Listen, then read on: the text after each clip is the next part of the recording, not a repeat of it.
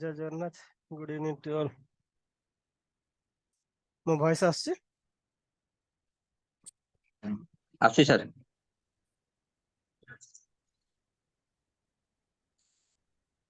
यार क्वेश्चन और किसी डाउट और किछ कहबा पे चाहते कहि पारम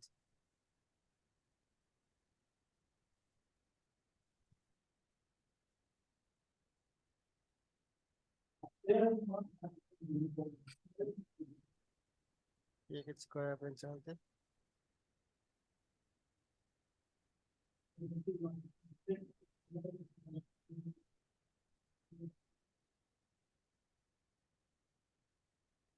नहीं ओके देन चल आज हम स्टार्ट करिया आज गोटे स्विंग ट्रेडिंग स्ट्रेटजी पढ़िबा पेन एंड पेपर बाहर के रखंतु लिखि रखंतु जा पाखरे कंप्यूटर लैपटॉप अछि ऑन भी करंतु सबुत भाई आपण दरकार लैपटॉप और कंप्यूटर दरकार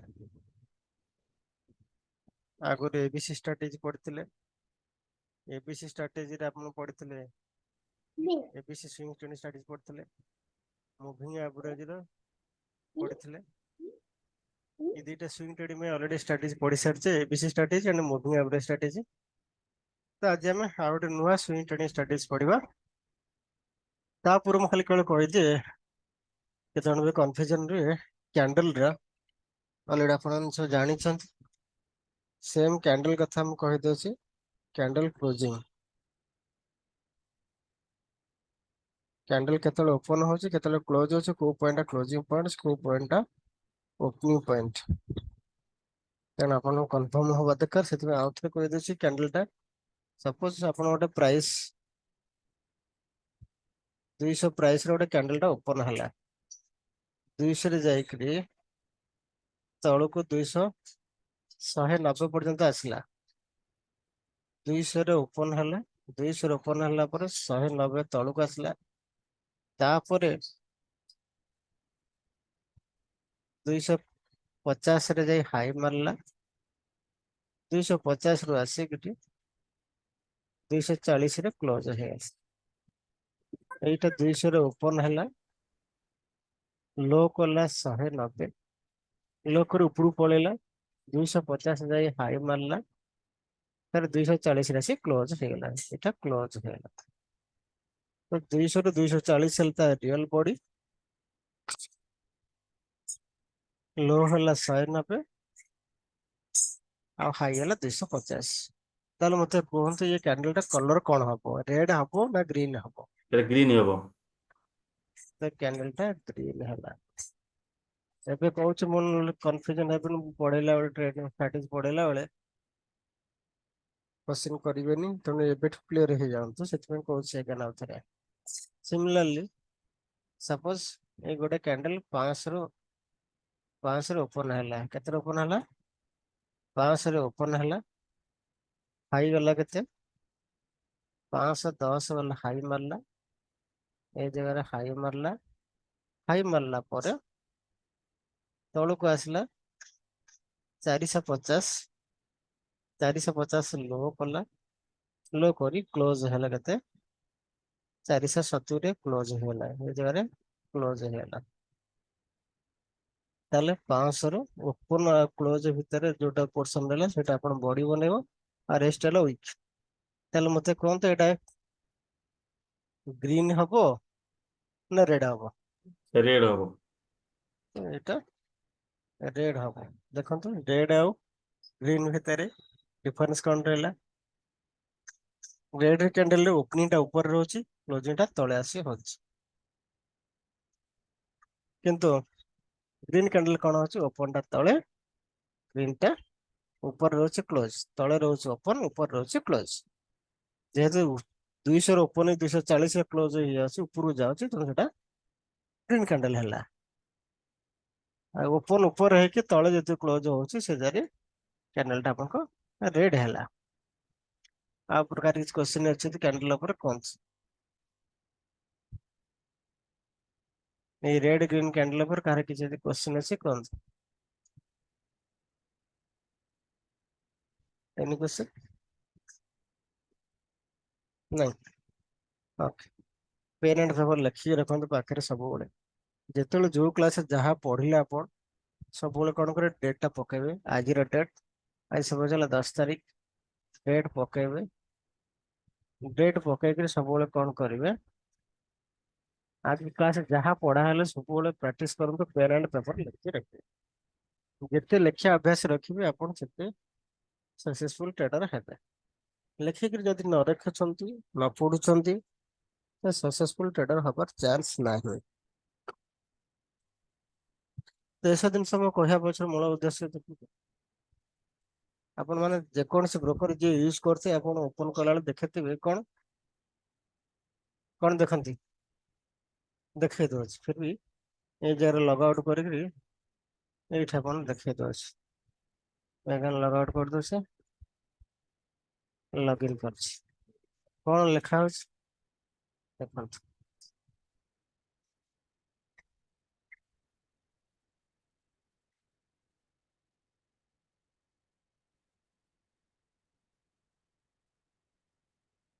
पूर्व क्लास सब जिन कही अगेन रिपीटेशन करुच्ची कहवा पक्ष रिजन टा बुझु से अनुसार कम करते सक्सेस हम ये कौन लिखाई आप देखुं ओपन हो डिस्क्लेमर कौन आसूची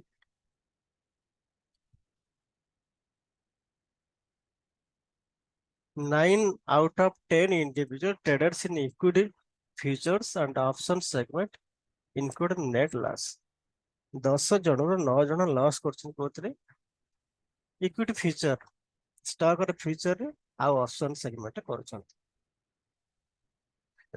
फ्यूचर एंड ऑप्शन रे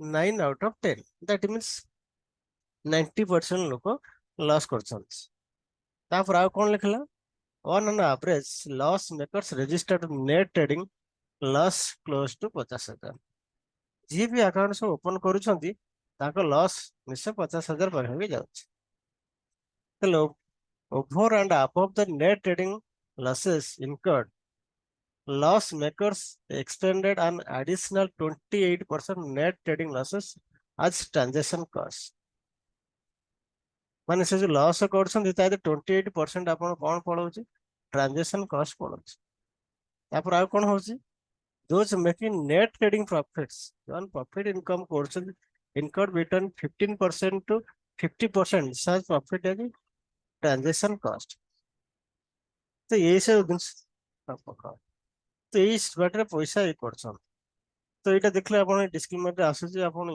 खोलु खोलु एटा आसुची तो आ कोन होछि इक्विटी ट्रेडिंग देखंतो जो माने इक्विटी ट्रेडिंग करूछन्ते एफएन ट्रेडिंग रे कोन करछन्ते ना लोक 90% लोक लॉस करछन फ्यूचर एंड ऑप्शन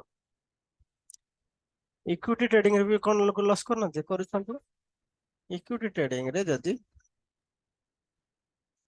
जोन का एक्सपीरियंस 1 ईयर भीतर रहउची तो समान का परसेंटेज होची 30% लोक लॉस करछन्ती जो जो मन के एक्सपीरियंस 2 इयर्स अबव होई जाउची 2 इयर्स अबव मार्केट रहउछन समान का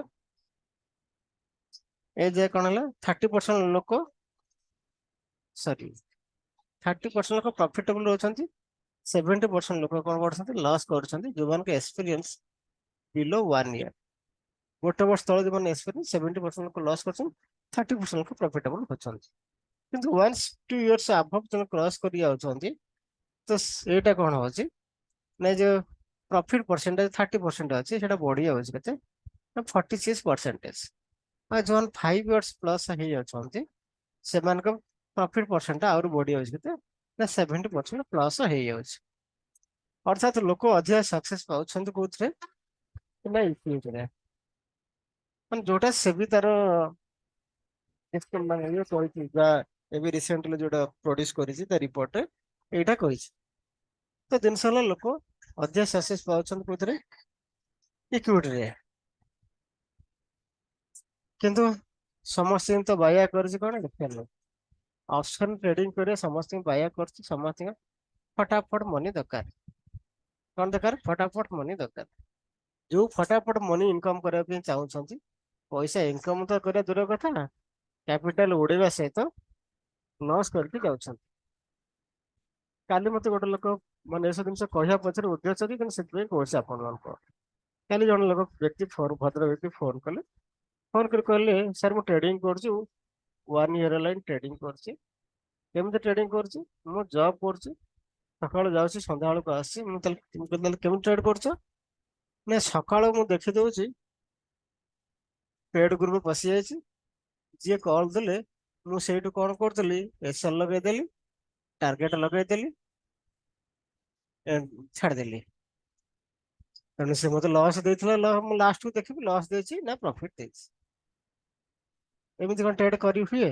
ଏମିତି କଣ ଟ୍ରେଡ୍ ହୁଏ କହିଲେ ଆପଣ ମାନେ?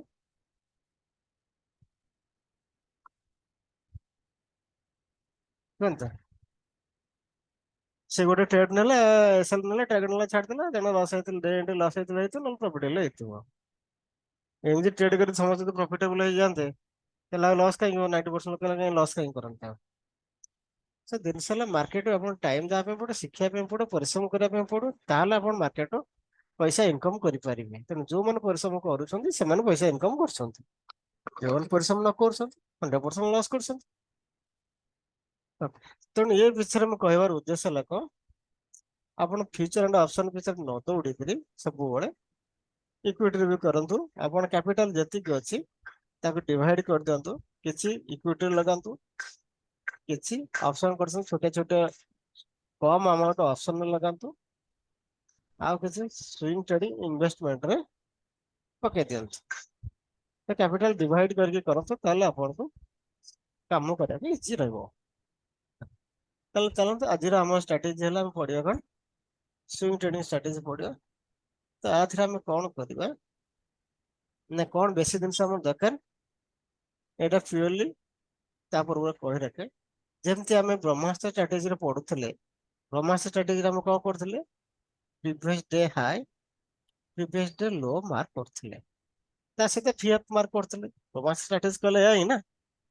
ତ କାହିଁକି କରୁଥିଲେ? ये प्रीवियस डे हाई या प्रीवियस डे लो रो रोल कौन रहुଥିଲା?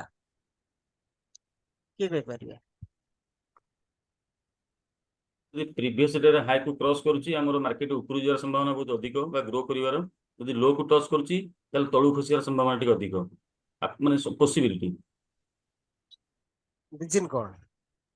ତାର ସପୋର୍ଟ ରେଜିଷ୍ଟାନ୍ସ ର କାମ କରୁଛି। ହଁ, ସପୋର୍ଟ ରେଜିଷ୍ଟାନ୍ସ। ହଁ, ମୁଖ୍ୟ ରିଜିନ ହେଲା କଣ, ଏଇଟା ହେଲା ରେଜିଷ୍ଟାନ୍ସ ଲେଭେଲ ରହିଲା, ଇଏ ସପୋର୍ଟ ରହିଲା। ଯେତେବେଳେ ମାର୍କେଟ ରେଜିଷ୍ଟାନ୍ସ ବ୍ରେକ୍ କରିଦଉଛି, ମିନ୍ସ ବ୍ରେକ୍ କରିଦେଲା, ଫାଷ୍ଟ ଇଏ ବ୍ରେକ୍ କରିଦେଲା, ବ୍ରେକ୍ କଲା ପରେ ନେକ୍ସଟ କ୍ୟାଣ୍ଡେଲ ଯେତେବେଳେ ୟାର ହାଇ କୁ ବ୍ରେକ୍ କରୁଛି, ତାହେଲେ ସେ ଜାଗାରେ କଣ ପସିବିଲିଟି ରହୁଛି, ଯେହେତୁ ରେଜିଷ୍ଟାନ୍ସ ଯେହେତୁ ରେଜିଷ୍ଟାନ୍ସ କୁ ବ୍ରେକ୍ କରିଦେଲା, ଉପରେ ରହି କ୍ଲୋଜ କରିଦେଲା, ଏଇଟା କ୍ଲୋଜ କରୁଛି, ଆଉ ଉପରେ କ୍ଲୋଜ କରୁଛି, କ୍ୟାଣ୍ଡେଲ ଟା କ୍ଲୋଜ କରୁଛି। ତାପରେ ନେକ୍ସଟ ଯେତେବେଳେ ହାଇ କି ବ୍ରେକ୍ କଲା, ଆମେ ସେଇ ଜାଗାରେ ଏଣ୍ଟ୍ରି କଲେ, କାହିଁକି ଅଲରେଡି ରେଜିଷ୍ଟାନ୍ସ କ୍ରସ କରିଯାଇଛି, ଯୋଉଥିରେ ଆମେ ସକ୍ସେସ ପାଇଲେ। ସାର୍ ସିମିଲାର ଗୋଟେ ମିନିଟ୍ ସାର୍, ଯୋଉ ପ୍ରିଭିୟସ ଡେ ହାଇ ରେ ୱିଙ୍ଗସ୍ ରେ କ୍ଲୋଜ କରିବା ନା ବଡି ରେ କ୍ଲୋଜ କରିବା, ମାନେ ସେଇଟା ଦେଖିବାକୁ ପଡିବ। ସେଇଥିପାଇଁ ତ କ୍ୟାଣ୍ଡେଲ ଟା ସାର୍ କହିଲି। ନାଇଁ ମାନେ ବଡି ଟା ବେଳେ ବେଳେ କଣ ହଉଛି କି, ମୁଁ ବଡି ଯାଉନି କ୍ୟାଣ୍ଡେଲ ଖାଲି ଟା କହିବାର ରିଜିନ କଣ ବୁଝିଲେ, କାହିଁକି କହିଲି? ସାର୍ ମୋ ରିଜିନ କୋଶ୍ଚିନ୍ ଟା ଟେନ୍ ସାର୍, ମୋ କୋଶ୍ଚିନ୍ ରିଜ ହଉଛି ବେଳେ ବେଳେ ଆଜ୍ଞା, ପ୍ରିଭିୟସ ଡେ ହାଇ ଉପରେ ବଡି ଯାଇନଥିବ, ଖାଲି ୱିଙ୍ଗସ୍ ଟା ଯାଇଥିବ, ମୁଁ ସେ କଥା କହୁଛି। ମୁଁ ସେଇ କଥା ହିଁ କହୁଛି। ଆପଣ ଯୋଉ କୋଶ୍ଚିନ୍ ହଁ ପଚାରୁଛନ୍ତି, ହଁ ଠିକ ଅଛି, ଗୋଟେ ମିନିଟ୍ କ୍ଲୋଜ ଗୋଟେ କରୁଛି ମାନେ ମିନିଟ୍ ବଡି ଗୋଟେ ଯିବ। ମିନିଟ୍ ନାଇଁ ସାର୍ ସାର୍ ବୁଝିପାରିଲି ସାର୍, ସରି ସାର୍ ବୁଝିପାରିଲି, କ୍ଲୋଜ କରୁଛି ମାନେ ବଡି ଯାଇଛି ଉପରକୁ।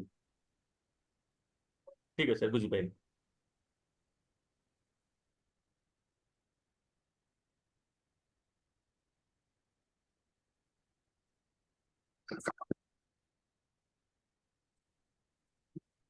ଆମର ଷ୍ଟ୍ରାଟେଜି କହୁଥିଲା କଣ, ଫାର୍ଷ୍ଟ କ୍ୟାଣ୍ଡେଲ ଟା ପ୍ରିଭିୟସ ଡେ ହାଇ ଉପରେ କ୍ଲୋଜ ହବ। ତେଣୁ ଏଠି ଆମର କ୍ୱେଶ୍ଚିନ୍ ହେଲା କଣ, ପ୍ରିଭିୟସ ଡେ ହାଇ ଉପରେ କ୍ଲୋଜ ହଉଥିବ, ନେକ୍ସଟ ଆମ ଏଣ୍ଟ୍ରି କେତେବେଳେ ହେଲା ନା, କ୍ୟାଣ୍ଡେଲ ର ହାଇ ରେ ଆମେ ଏଣ୍ଟ୍ରି କରିବା, ହାଇ ଯେତେବେଳେ କ୍ରସ କରି ତାପରେ ଏଣ୍ଟ୍ରି କରିବା। କ୍ଲୋଜ ପଏଣ୍ଟ ହେଲା ଅଲଗା, ହାଇ ପଏଣ୍ଟ ହେଲା ଅଲଗା, ଦିଟା ଅଲଗା ଅଲଗା। ତେଣୁ ସେଥିପାଇଁ ମୁଁ କ୍ୟାଣ୍ଡେଲ ଟା କହିଲି କଣ, ଦେଖନ୍ତୁ ଏଇଟା ଯେତେବେଳେ ରହୁଛି, ଗୋଟେ କ୍ୟାଣ୍ଡେଲ ରହିଲା ଆପଣଙ୍କର ଗ୍ରୀନ କ୍ୟାଣ୍ଡେଲ ଅଛି, ଏଇଟା ହେଲା କଣ କ୍ଲୋଜ, ଏଇଟା ହେଲା ହାଇ, ଏଇଟା ହେଲା ଓପନ, ଏଇଟା ହେଲା लो, ଯଦି ଗ୍ରୀନ କ୍ୟାଣ୍ଡେଲ କରିଛି। ତେଣୁ ସେଇଥିପାଇଁ କ୍ୟାଣ୍ଡେଲ ଟା କହିବାର ରିଜିନ ହେଲା ଏଇଆ।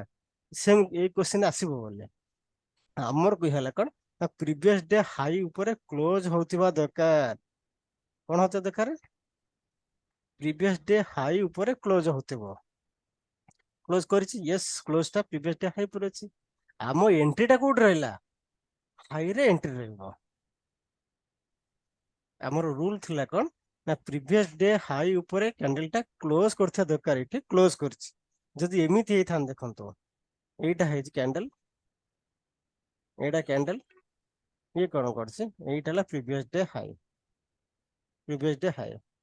जण दे पचारबे कैंडल टा प्रीवियस डे हाई ऊपर क्लोज करिछि कि ना करिनी प्रीवियस डे हाई तळे अछि कैंडल रा हाई टा अछि प्रीवियस डे हाई ऊपर अछि किंतु कैंडल टा क्लोज करछि कोठी प्रीवियस डे हाई तळे क्लोज करछि तो इठी हमर स्ट्रैटेजी कहला कोन Brahma strategy previous day high ऊपर कैंडल टा क्लोज करथिबो प्रीवियस डे हाई ऊपर क्लोज करथिबो नेक्स्ट हम एंट्री हला कोन ना जेतला हाई की ब्रेक करबो हम से जगह रे एंट्री करबा से जत नंबर कैंडल होची हो बरंग କିନ୍ତୁ ପ୍ରିଭିୟସ୍ ଡେ ହାଇ ଉପରେ କ୍ଲୋଜ ହେବା ଦରକାର। हम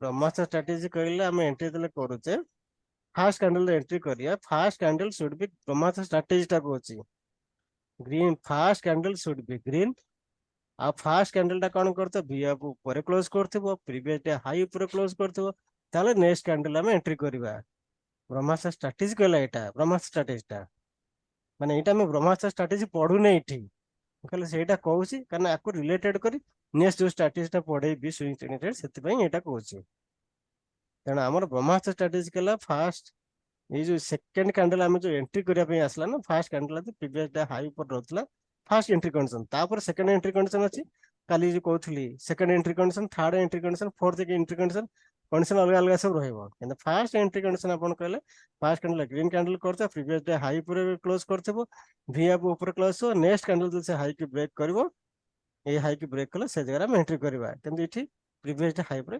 करनी किंतु सेकंड एंट्री अलग कंडीशन रहइबो जोटा काली क्लास रे कहथली सेकंड एंट्री केतल करे थर्ड एंट्री केतल करे सेटा कहथली से अलग अलग कंडीशन पळेला किंतु फास्ट कंडीशन थला एटा तो इठी जो हमें स्विंग ट्रेडिंग ता जो पढिबा तो इठी पॉइंट मोर कहयार पॉइंट व्यू होला कोन अपन क्लियर हवा दरकार जदी कुहा जाउची ये लाइन टा हम टाणीचे मींस प्रीवियस डे हाई टा टाणीचे मींस कैंडल टा कोन करछ दरकार ना ये हाई ऊपर क्लोज करछ दरकार हाई ऊपर क्लोज करथबो नेक्स्ट इतले कोन हाई के ब्रेक करबो से जगह में एंट्री करबा ये पॉइंट से जगह दरकार बोली अगेन प्रीवियस एग्जांपल और कैंडल टा एग्जांपल म से देई एथमे अपन मान को देली तेन से जगह किसी कंफ्यूजन रहिबो नाही बोली एबे कंफ्यूजन क्लियर ना किसी क्वेश्चन है पचारंदे पूरा क्लियर हे जाउंत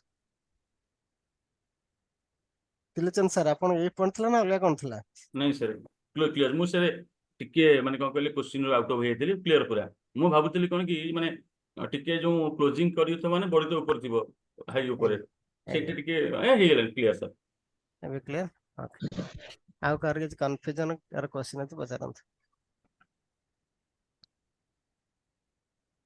मानस सर क्लियर ना किस क्वेश्चन है पचारंत पचारंत किछि नै 5 थरो 10 थरो पचारंत बड भल से बुझंतु किंतु मु जो पॉइंट को से पॉइंट मन रखंत किंतु पचारंत कंफ्यूजन रहले पचारंत आ क्लियर न हले पुना केमति हेबे आपण तो एटा शिक्षा को आछन ना आदि न शिखि जिबे पुना हबो केमति पचारंत ବୁଝିଥିଲି ଗୋଟେ ଅଲଗା କିନ୍ତୁ ଆପଣ ଯୋଉ କହିଲେ ଯୋଉ ପଏଣ୍ଟ ଟା ପରଫେକ୍ଟ ଏଣ୍ଟ୍ରି ଯୋଉ ପ୍ରିଭିୟସ ଡେ ହାଇ लो ଆମେ 11 ଟା ସାରିଲା ପରେ ତାପରେ ନେକ୍ସଟ ଡେ ଯୋଉ ପ୍ରଥମ କ୍ୟାଣ୍ଡେଲ ଟା ବନିବ ଗ୍ରୀନ ହବା ଦରକାର ଆଉ ପ୍ରିଭିୟସ ଡେ ହାଇ ଉପରେ କ୍ଲୋଜ ହବା ଦରକାର ଭି ଅପ ଉପରେ କ୍ଲୋଜ ହବା ଦରକାର ତା ହାଇ ର ଆମେ ଏଣ୍ଟ୍ରି ନବା ହାତ ଯାଇକି ପରଫେକ୍ଟ ଏଣ୍ଟ୍ରି ହବ ଆଜ୍ଞା ଫାଷ୍ଟ କ୍ୟାଣ୍ଡେଲ ଟା କ୍ଲୋଜ ଦବା ଦରକାର ମୁଁ ତା 3 ନମ୍ବର କ୍ୟାଣ୍ଡେଲ କି 2 ନମ୍ବର କ୍ୟାଣ୍ଡେଲ ମୁଁ ଯୋଉଟା କ୍ଲୋଜ ହଉଛି ମୁଁ ସେଇଟା ଦେଖି ଦଉଛି ଆଜ୍ଞା नहीं सेटा तो नेक्स्ट एंट्री लेवल पळेबो कोन हम प्रथम थला कोन ब्रह्मा स्ट्रैटेजी केला 1% टू 3% भीतर क्लोज हेता दरकार कोन हेता दरकार 1% टू 3% भीतर गैप अप हेता दरकार एट देखंतो एठ आपण आगे लगाय अछि महिंद्रा न मंदिर लगाय अछि एठी कंडीशन कोन अछि प्रीवियस डे हाई पर देखंतो क्रॉस करिया अछि वी अप ऊपर क्रॉस करिया अछि क्लोज भी कोड करछ देखंतो क्लोज कोड करछ प्रीवियस डे हाई पर करछ ना करनी कोंत ଆଜ୍ଞା करी सर करी ଏଇଟା ଦେଖନ୍ତୁ ରେଡ୍ କ୍ୟାଣ୍ଡେଲ ସିନା ବନିଛି, ଏଇଟା ହେଲା ତଳେ ପ୍ରିଭିୟସ୍ ଡେ ହାଇ ଅଛି, ତଳେ ଅଛି। ଏଇ ଗ୍ରୀନ ଲାଇନ ଟା ହେଲା ଆପଣଙ୍କର previous day high. Gap up open ହେଇଛି, ନାଇଁ ଗ୍ୟାପ୍ ଅପ୍ ଏଇଟା ଗ୍ୟାପ୍ ଅପ୍ ହେଇନି କାହିଁକି? ହଁ ନାଇଁ ଗ୍ୟାପ୍ ଅପ୍ ଓପନ ହେଇଛି ନା, ଏଠି ମାର୍କେଟ ତଳେ ଯାଇଥିଲା, ତଳେ ଏଠି କ୍ଲୋଜ ହେଇଛି, ଗ୍ୟାପ୍ ଅପ୍ ଓପନ ହେଇଛି। ତାପରେ ପ୍ରିଭିୟସ୍ ଡେ ହାଇ କୁ ସେ କଣ କରିଛି, କ୍ରସ୍ କରି ଯାଇଛି, ଭି ଉପରେ କ୍ଲୋଜ ଦେଇଛି, ଭି ଉପରେ କ୍ଲୋଜ ଦେଇଛି, ବଟ୍ ରେଡ୍ କ୍ୟାଣ୍ଡେଲ କରିଛି, ରେଡ୍ କ୍ୟାଣ୍ଡେଲ କରିଛି। ଆମର କଣ ଦରକାର ଥିଲା, ଗ୍ରୀନ କ୍ୟାଣ୍ଡେଲ। ଷ୍ଟ୍ରାଟେଜି ପରଫେକ୍ଟଲି ଯାଇନି, ବଟ୍ ଆମର ଖୋଜିଥିଲେ କଣ ନା ଗ୍ରୀନ କ୍ୟାଣ୍ଡେଲ ଖୋଜିଥିଲେ, ଇଏ ରେଡ୍ କ୍ୟାଣ୍ଡେଲ ଖୋଜି ହେଇଛି। ରେଡ୍ କ୍ୟାଣ୍ଡେଲ ହେଇଛି ତ ମାର୍କେଟ ସେଥିପାଇଁ ତଳକୁ ଆସିଛି, ତାପରେ ଉପରକୁ ଯାଇଛି, ଯେହେତୁ ମାର୍କେଟ ପଜିଟିଭ ଥିଲା ଆ ପାଇଁ ଇଏ ଯାଇଛି। ଆମର ପ୍ରକୃତ କଣ୍ଡିସନ କଣ ଦରକାର, ଗ୍ରୀନ କ୍ୟାଣ୍ଡେଲ ଦରକାର। ରେଡ୍ କ୍ୟାଣ୍ଡେଲ ହେଇଛି ତ ଏକ୍ସେପସନାଲ କେସ୍ ଆସିଗଲା। ଏକ୍ସେପସନାଲ କେସରେ ବେଳେ ଆମେ କନସିଡର କରିପାରିବା।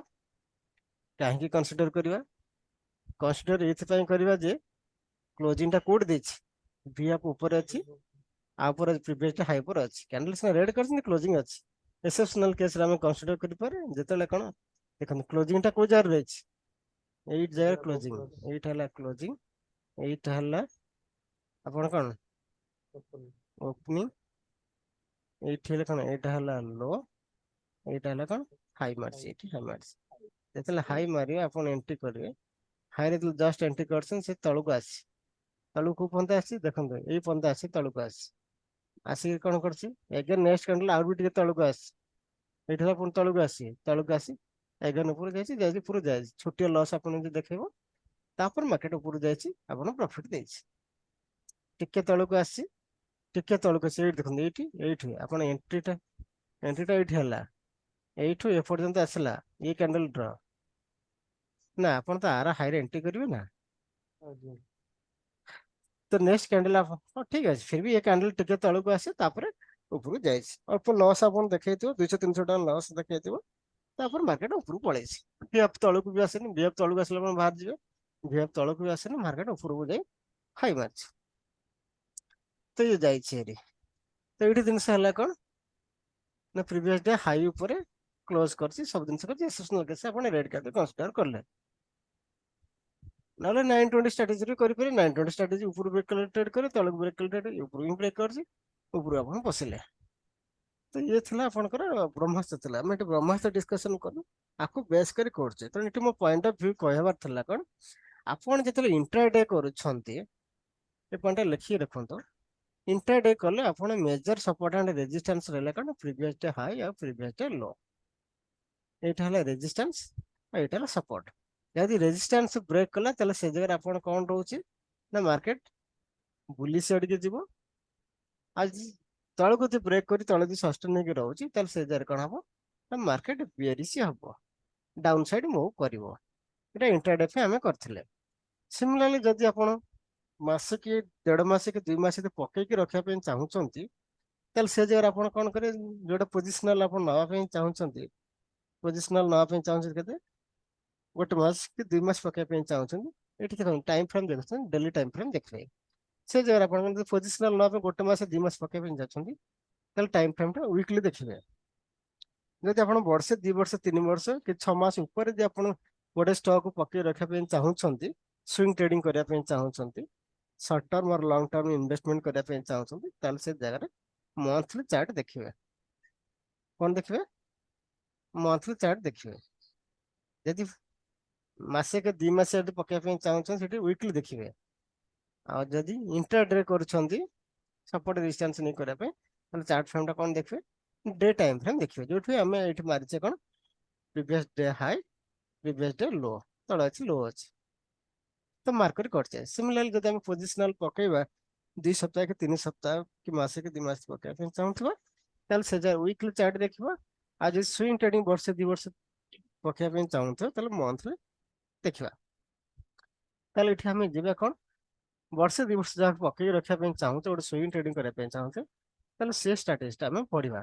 ଏ ପଏଣ୍ଟରେ ଲେଖି ରଖନ୍ତୁ, ଇଣ୍ଟ୍ରାଡେ ହେଲା ସପୋର୍ଟ ରେଜିଷ୍ଟାନ୍ସ ମୁଖ୍ୟ ଲେଭେଲ ହେଲେ ଡେ ଟାଇମ ଫ୍ରେମ୍ ଦେଖିବେ। ଆଉ ୱିକଲି କଲେ ଆପଣ ପୋଜିସନାଲ ଯଦି 2 ସପ୍ତାହ 3 ସପ୍ତାହ କିମ୍ବା ମାସେ 2 ମାସ ପକେଇବା ପାଇଁ ଚାହୁଁଛନ୍ତି, ଚାର୍ଟଟାକୁ ୱିକଲି ଦେଖିବେ। ଆଉ ବର୍ଷେ 2 ବର୍ଷ କି 3 ବର୍ଷ 5 ବର୍ଷ 10 ବର୍ଷ ପକେଇବା ପାଇଁ ଚାହୁଁଛନ୍ତି ସେଥିରେ ମନ୍ଥଲି ଆପଣ ଦେଖିବେ। ତାହେଲେ ଏଠି ଜିନିଷ ହେଲା କଣ ୱିକଲି ଦେଖିବେ means weekly day high weekly day low ଦେଖିବେ କୋଉ ଜାଗାରେ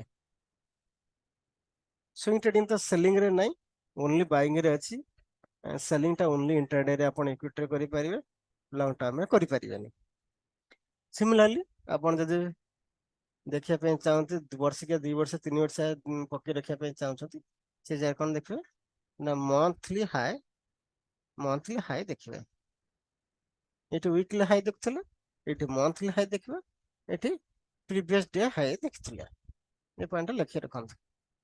ତାହେଲେ ଚାଲନ୍ତୁ ଆମେ କଣ କରିବା ସବୁ ଚାର୍ଟକୁ ଆମେ ବର୍ତ୍ତମାନ ଦେଖିବା କନଭର୍ଟ କଣ କରିବା ନା ଯେହେତୁ ସୁଇଂ ଟ୍ରେଡିଂ କରିବା ପାଇଁ ଷ୍ଟ୍ରାଟେଜି ଆପଣ କହିବା ପାଇଁ ଖାଲି ଚାର୍ଟ ଦେଖାଉଛି ତାପରେ ଯିବା। ତାପରେ ଯେକୌଣସି ଗୋଟେ ଷ୍ଟକ୍ ନେଇଯାଉଛି ନିଫ୍ଟି ନେଇପାରେ ବ୍ୟାଙ୍କ ନିଫ୍ଟି କରିପାରେ ସବୁ ଜିନିଷ ବି କରିପାରିବେ କିଛି ଅସୁବିଧା ନାହିଁ।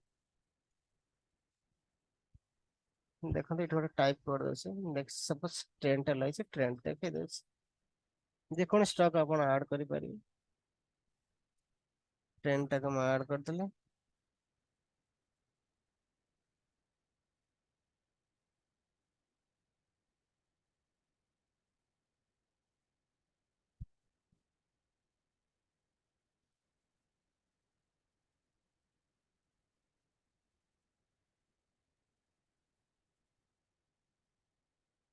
ଜିରୋଧା ବ୍ରୋକର ଦେଖୁଛି ଆପଣ ଟ୍ରେଡିଂ ବି ଦେଖିପାରିବେ ଯେକୌଣସି ବ୍ରୋକର ଦେଖିପାରିବେ।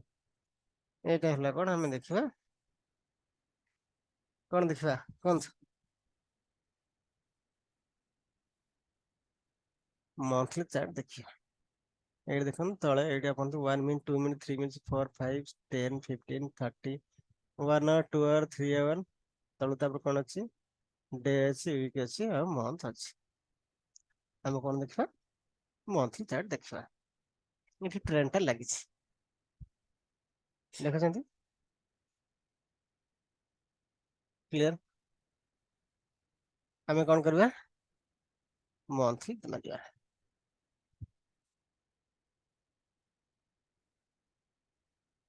ତାହେଲେ ବର୍ତ୍ତମାନ ଦେଖନ୍ତୁ ଏଠି ମାରିବା କଣ ଏବେ ବର୍ତ୍ତମାନ ଟ୍ରେଣ୍ଡ ଦେଖିବା ପୁରା କଣ ଚାଲିଛି ଅଲ୍ ଟାଇମ୍ ହାଇ ରେ ଚାଲିଛି। ଆମ ଷ୍ଟ୍ରାଟେଜି କହିଲା ଦେଖନ୍ତୁ ଏଇ ଟାଇମରେ ଗୋଟେ ଦେଖନ୍ତୁ ଏଇ ଟାଇମ ଗୋଟେ ମାର୍କେଟ ମୁଭ କରିଥିଲା ଏଇଠି ଗୋଟେ କରିଛି ଯଦି ଏଇଠି ଗୋଟେ ସୁଇଂ ଟ୍ରେଡିଂ ଏଜାର ପକେଇଥାନ୍ତା ଏଇଠି ତଳେ ଅଛି ତାହେଲେ କଣ କରିଥାନ୍ତା ନା ସେଇ ଟାଇମ ଦେଖନ୍ତୁ ହାଇ ମାରିଛି ତାପରେ ଲୋ ଆସିଛି ଏତେ ହାଇରେ ଚାଲିଛି ହାଇ ଚାଲିଛି କିନ୍ତୁ ସେ ଜାଗାରେ ଆପଣ କିଛି କରିବେନି ଚୁପଚାପ ବସିଯିବେ ଏବେ କିଛି କରିବେନି ଷ୍ଟକ୍ ଟା ତଳକୁ ଯିବାକୁ ଦେବେ ତଳକୁ ଗଲା ପରେ ତାପରେ ଇଏ କରିବେ ଦେଖନ୍ତୁ ଏଇଠି ଯାଇକି ହାଇ ମାରିଛି ତାପରେ ତଳକୁ ଆସି ଯଦି ଏଇଭଳିଆ ଷ୍ଟକ୍ ଖୋଜୁଛନ୍ତି ଏଇଭଳିଆ ଷ୍ଟକ୍ ରେ ଆପଣ ସୁଇଂ ଟ୍ରେଡିଂ କେମିତି କରିବେ ତ ଷ୍ଟ୍ରାଟେଜି ହେଲା କଣ ନା ଏଠି ଆମେ କଣ କରିବା ନା ମନ୍ଥଲି ଚାର୍ଟ ରେ ହାଇଟାକୁ ମାର୍କ କରିଦେବେ ପଏଣ୍ଟ ଟା ଲେଖି ରଖନ୍ତୁ ଚାର୍ଟ ଟାଇମ ଫ୍ରେମ ହେଲା କଣ ସୁଇଂ ଟ୍ରେଡିଂ ହେଡିଂ ଦିଅନ୍ତୁ ସୁଇଂ ଟ୍ରେଡିଂ ପଏଣ୍ଟ ନମ୍ବର 1 ହେଲା କଣ ମନ୍ଥଲି ଚାର୍ଟ ରେ all time high monthly chart ରେ ଅଲ୍ ଟାଇମ୍ ହାଇ ଲାଇନ ଟା ଟାଣିଦେବେ କ୍ଲିୟର ଲେଖିଲେ ପଏଣ୍ଟ ଟା ମନ୍ଥଲି ଟାଇମ ଫ୍ରେମ ଟା ମନ୍ଥଲି ରଖିବେ ମନ୍ଥଲି ଚାର୍ଟ ରେ ଅଲ୍ ଟାଇମ୍ ହାଇ କରିଦେବେ ମାରିଦେବେ କେବେ କରିବେ ଏଭ୍ରି ମନ୍ଥ ଏଣ୍ଡ ରେ କରିବେ ଷ୍ଟାର୍ଟିଂ ରୁ ନୁହେଁ ଆପଣ ମନ୍ଥଲି ହାଇ କେମିତି ଦେଖିବେ ଆଉ ସେ ଜାଗାରେ ତାପରେ ଏଭ୍ରି ଡେ ଏଭ୍ରି ମନ୍ଥର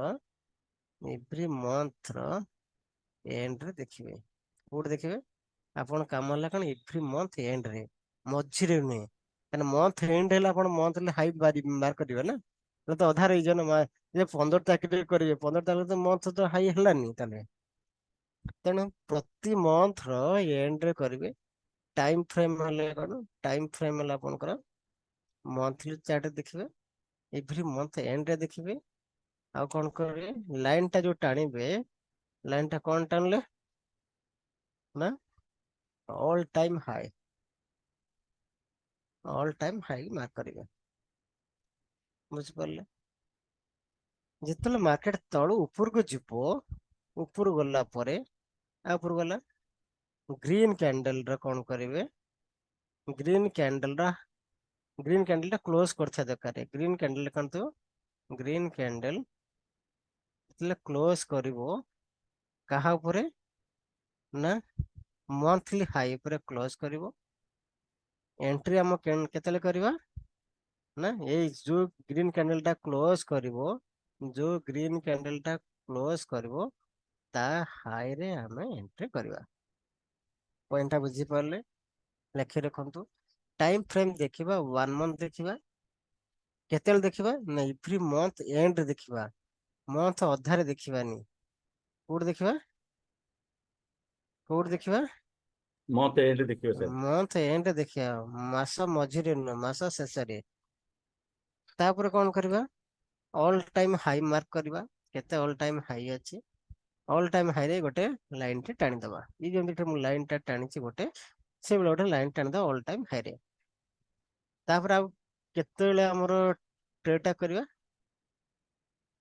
जेतेले गोटे ग्रीन कैंडल ता ऊपर क्लोज करबा का ऊपर क्लोज करबो मंथली हाई ऊपर क्लोज करबो नेक्स्ट हम एंट्री केतेले करबो ना से जो ग्रीन कैंडल रो हाई जो ग्रीन कैंडल क्लोज करतो तार हाई की जेतेले ब्रेक करबो हमें सेतेले एंट्री करबा पेशेंट धरी बसी रहिथिबा जेतेले ता हाई की ब्रेक करबो सेठी एंट्री करबा हाई की ब्रेक करू तो एंट्री करबा नहीं तेणु कौन है एटा ग्रीन कैंडल रे रेड कैंडल कथा नुह ग्रीन कैंडल रे जेतेले क्लोज करथे मन रखंतु ये जो क्लोज करथबो क्लोज टा सेठी जेंति ब्रह्मा स्टैंड हम कोन करथले ग्रीन कैंडल नथले एटा ग्रीन कैंडल क्लोज लिखि छै ग्रीन कैंडल पुन सेतले पचारनी सर एटा रेड कैंडल करछि देखिबानी कि नहीं हमको कौन देखारे कारण बुली से ऊपर जीवार अछि ना ग्रीन कैंडल रे क्लोज करथबो कहा परे मंथली हाई ऊपर क्लोज करथबो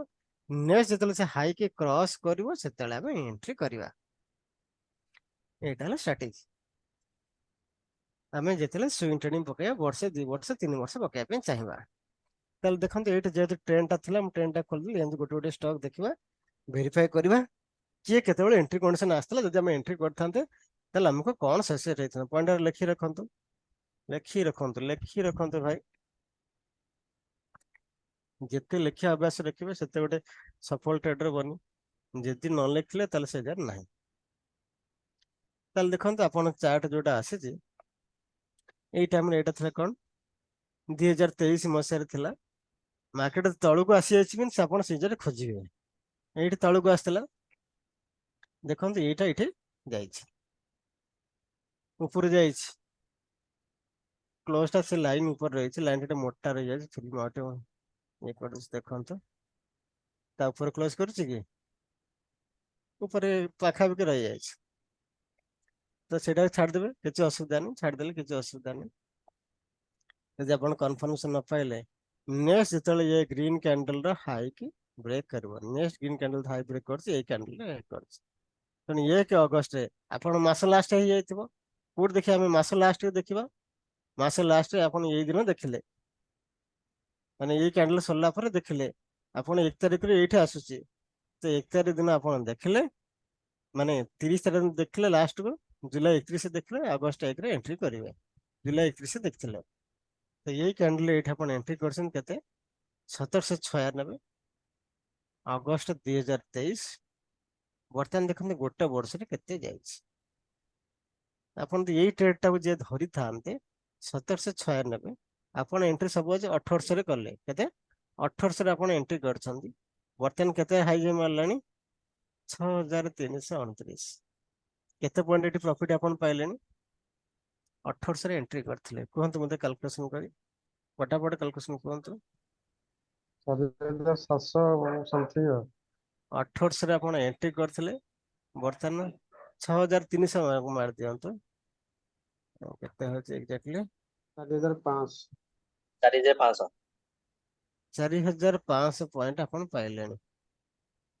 4500 पॉइंट 1800 रे अपन एंट्री करथिले मींस कैपिटल केते टाइम अपन ही जाइथिबो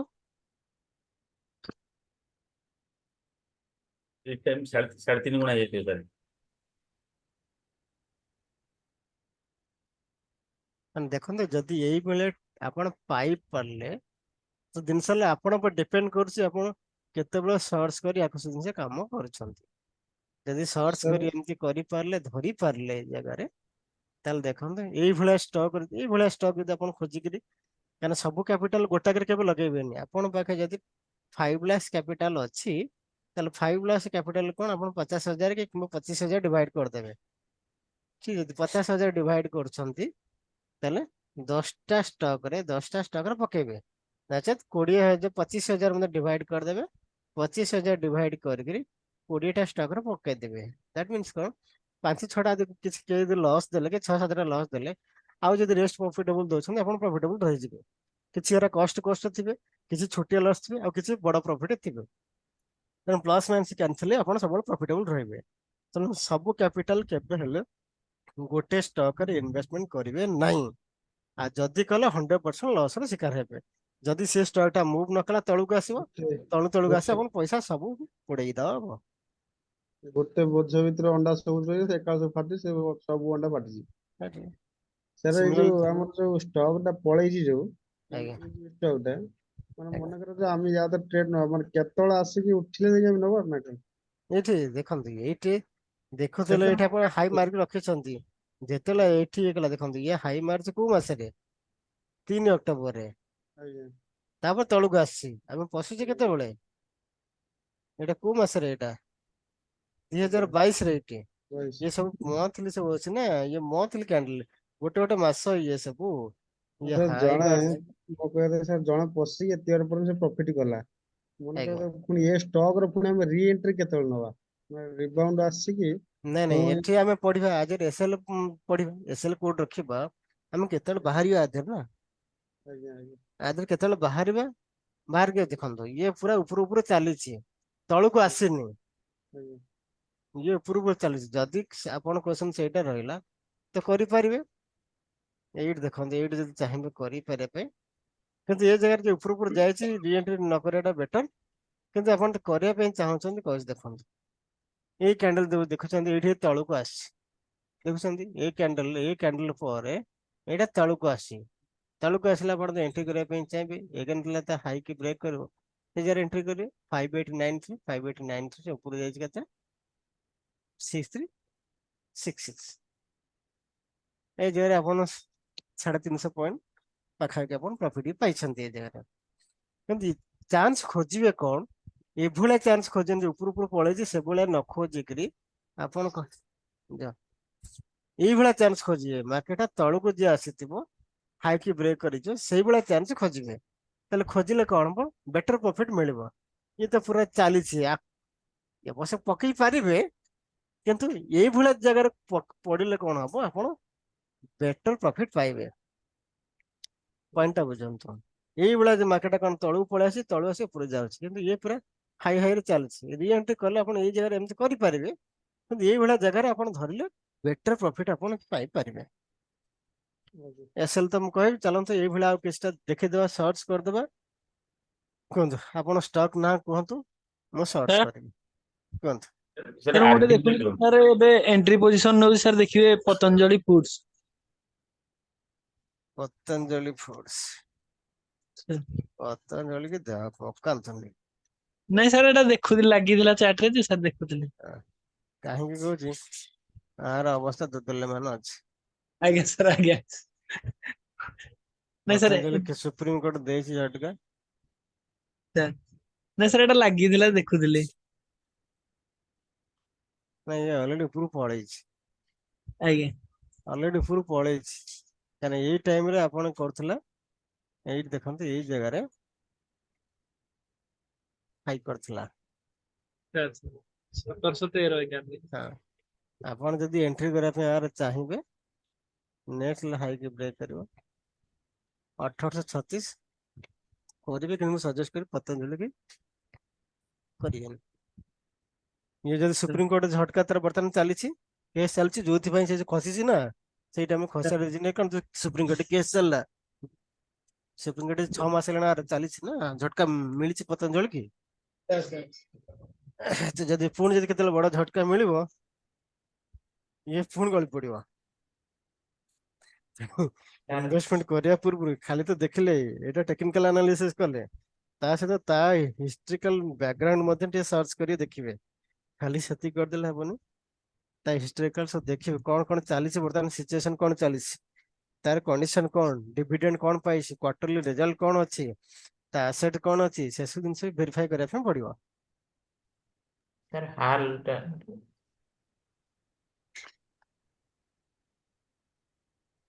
ହାଲ ଦେଖିବା, ଓକେ ଆଜ୍ଞା ଚାଲ ତ ହାଲ ମାରିବା।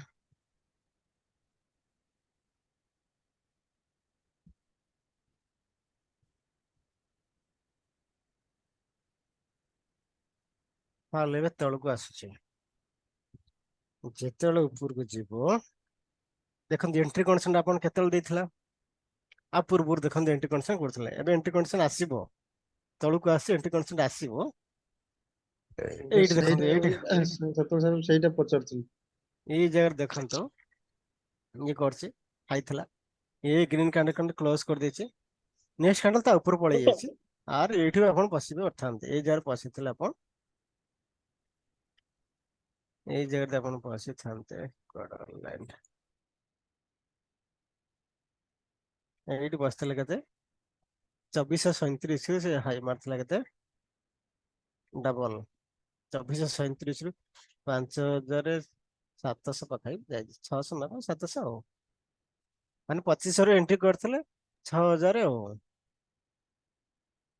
ମାନେ 3500 ପଏଣ୍ଟ ଏଠି ପାଇଥାନ୍ତି। ଏଣ୍ଟ୍ରିଟା ଥିଲା ଏଇ ଜାଗାରେ ବନ୍ଧଥିଲା, ଏଇଭଳିଆ ଏଣ୍ଟ୍ରି ଯଦି ଆପଣ ଖୋଜିକିରି ପାଇଗଲେ ତ ମାନେ ସବୁବେଳେ ଭାବନ୍ତୁନି ସକ୍ସେସ ଦବ ବୋଲି, ଲସ୍ ବି ହବ ସବୁବେଳେ ସକ୍ସେସ। ତେଣୁ ସେଥିପାଇଁ କେତେ ନା 10-20 ଏଣ୍ଟ୍ରି କରିଥିଲେ ଆପଣ କଣ ହବ, କ୍ୟାପିଟାଲ ଡିଭାଇଡ କରି କୋଉଟା ଯଦି ଲସ୍ ହେଲା ତାହେଲେ ଆଉ କିଛି ପ୍ରଫିଟରେ ରହିପାରିବେ।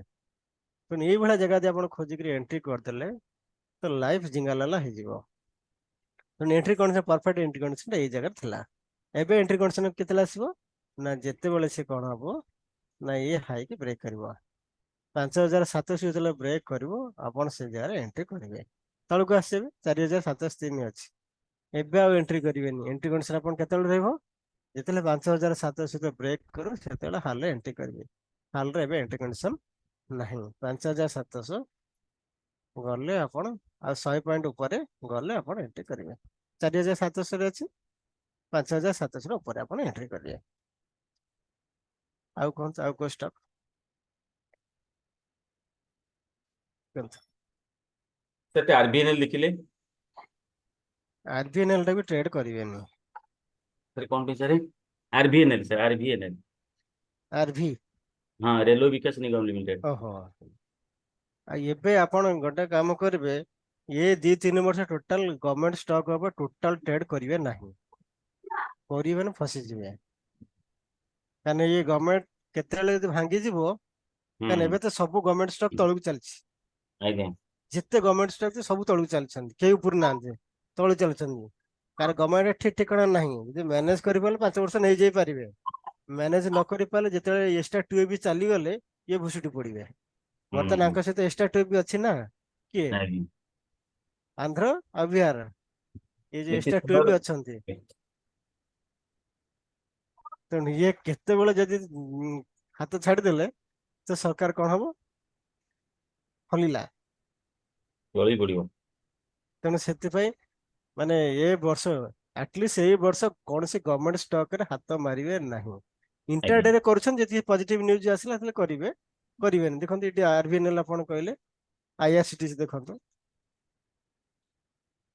ଆଇଆରସିଟିସି କଣ୍ଡିସନ କଣ ଅଛି ଦେଖନ୍ତୁ,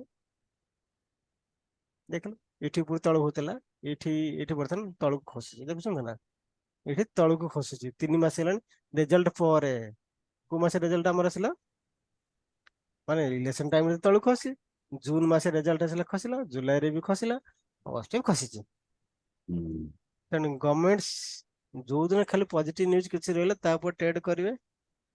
ଜୋର ଲାଇଟିଂ ଟା ଆମ ଆଡେ ହଉଛି। ସାର୍ ନମସ୍କାର। ନମସ୍କାର, ନମସ୍କାର ସାର୍, କୁହନ୍ତୁ। ସାର୍ ଗେଲ୍ ଟା ଦେଖନ୍ତୁ ତ, ଗେଲ୍, ସ୍ପେଲିଂ କୁହନ୍ତୁ। GAIL, GAIL sir, GAIL India.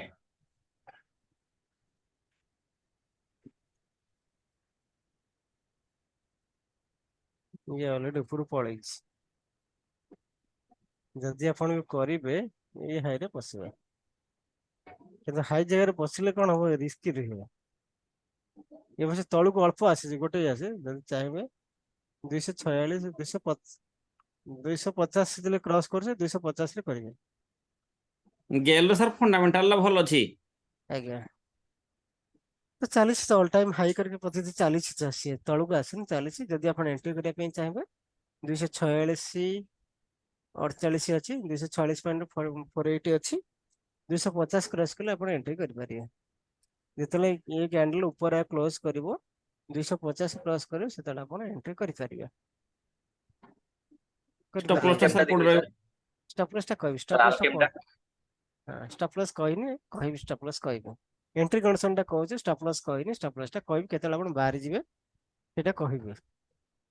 ଏଇଠି ଗୋଟେ ପରଫେକ୍ଟ ଏଣ୍ଟ୍ରି ଆଡ୍ ଥିଲା ଯେ ଏଇ ଟାଇମରେ ଏଣ୍ଟ୍ରି କରିଥିଲେ ଅଲ୍ ଟାଇମ୍ ହାଇ ଯୋଉ ଥିଲା ଏଇଠି ମାର୍କ କରିଛି ଆପଣ ଏଣ୍ଟ୍ରିଟା ଏଇଠି ଦେଇଥିଲା। ଏଇଠି ଯେ 127 ରେ ଯିଏ ପଶିଥିବେ 127 ର ଧମାକା ଏଇଠି ଅଛି। 127 କେବେ ଥିଲା 1 ନଭେମ୍ବର 2023। ଏଣ୍ଟ୍ରିଟା ଆପଣ କେତେ ଥିଲା ନା ଏଇଠି ଦେଖିବେ ଯୋଉ ଟାଇମରେ ଆସି ନଭେମ୍ବର ଡିସେମ୍ବର ଆସି ଏଣ୍ଟ୍ରିଟା ଏଇଠି ଡିସେମ୍ବର ଏଣ୍ଟ୍ରି ଅଛି 6 ମାସ ଭିତରେ ଦେଖନ୍ତୁ 8 ମାସ ଭିତରେ କେତେ ପଏଣ୍ଟ 100 ପଏଣ୍ଟ ପ୍ରଫିଟ ଦେଇଦେଇଛି।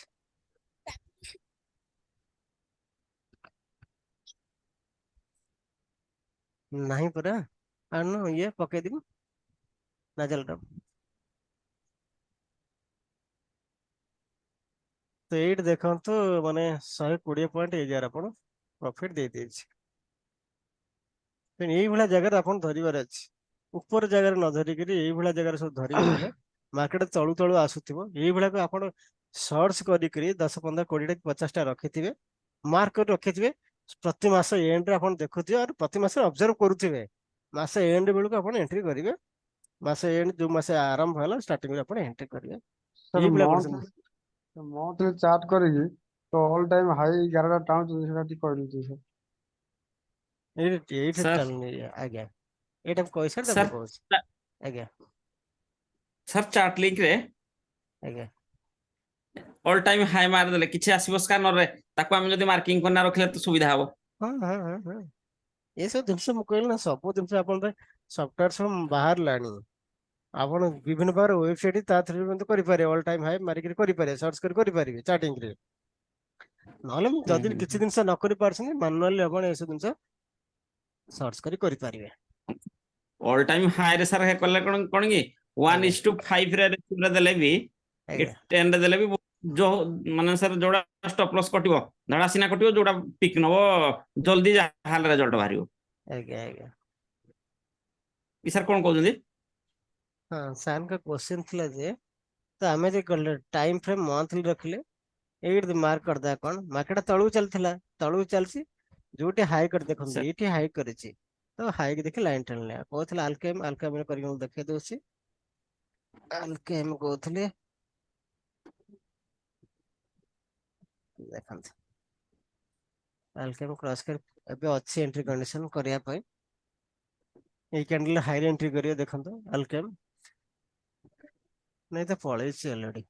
ହଉ ଯଦି ପଳେଇଛି କ୍ଲୋଜ କରୁଛି ଆପଣ ଏଣ୍ଟ୍ରି ରହିଛି କଣ୍ଡିସନ ଦେଖନ୍ତୁ ଏ ଜାଗାରେ ଆମେ କଣ ମାରୁଛେ ଆ ପୂର୍ବରୁ ଯଦି ମାରିଥାନ୍ତେ ଏଇଠି ଜାଗାରେ ଆମେ ଥାନ୍ତେ ଏଇଠି ଦେଖନ୍ତୁ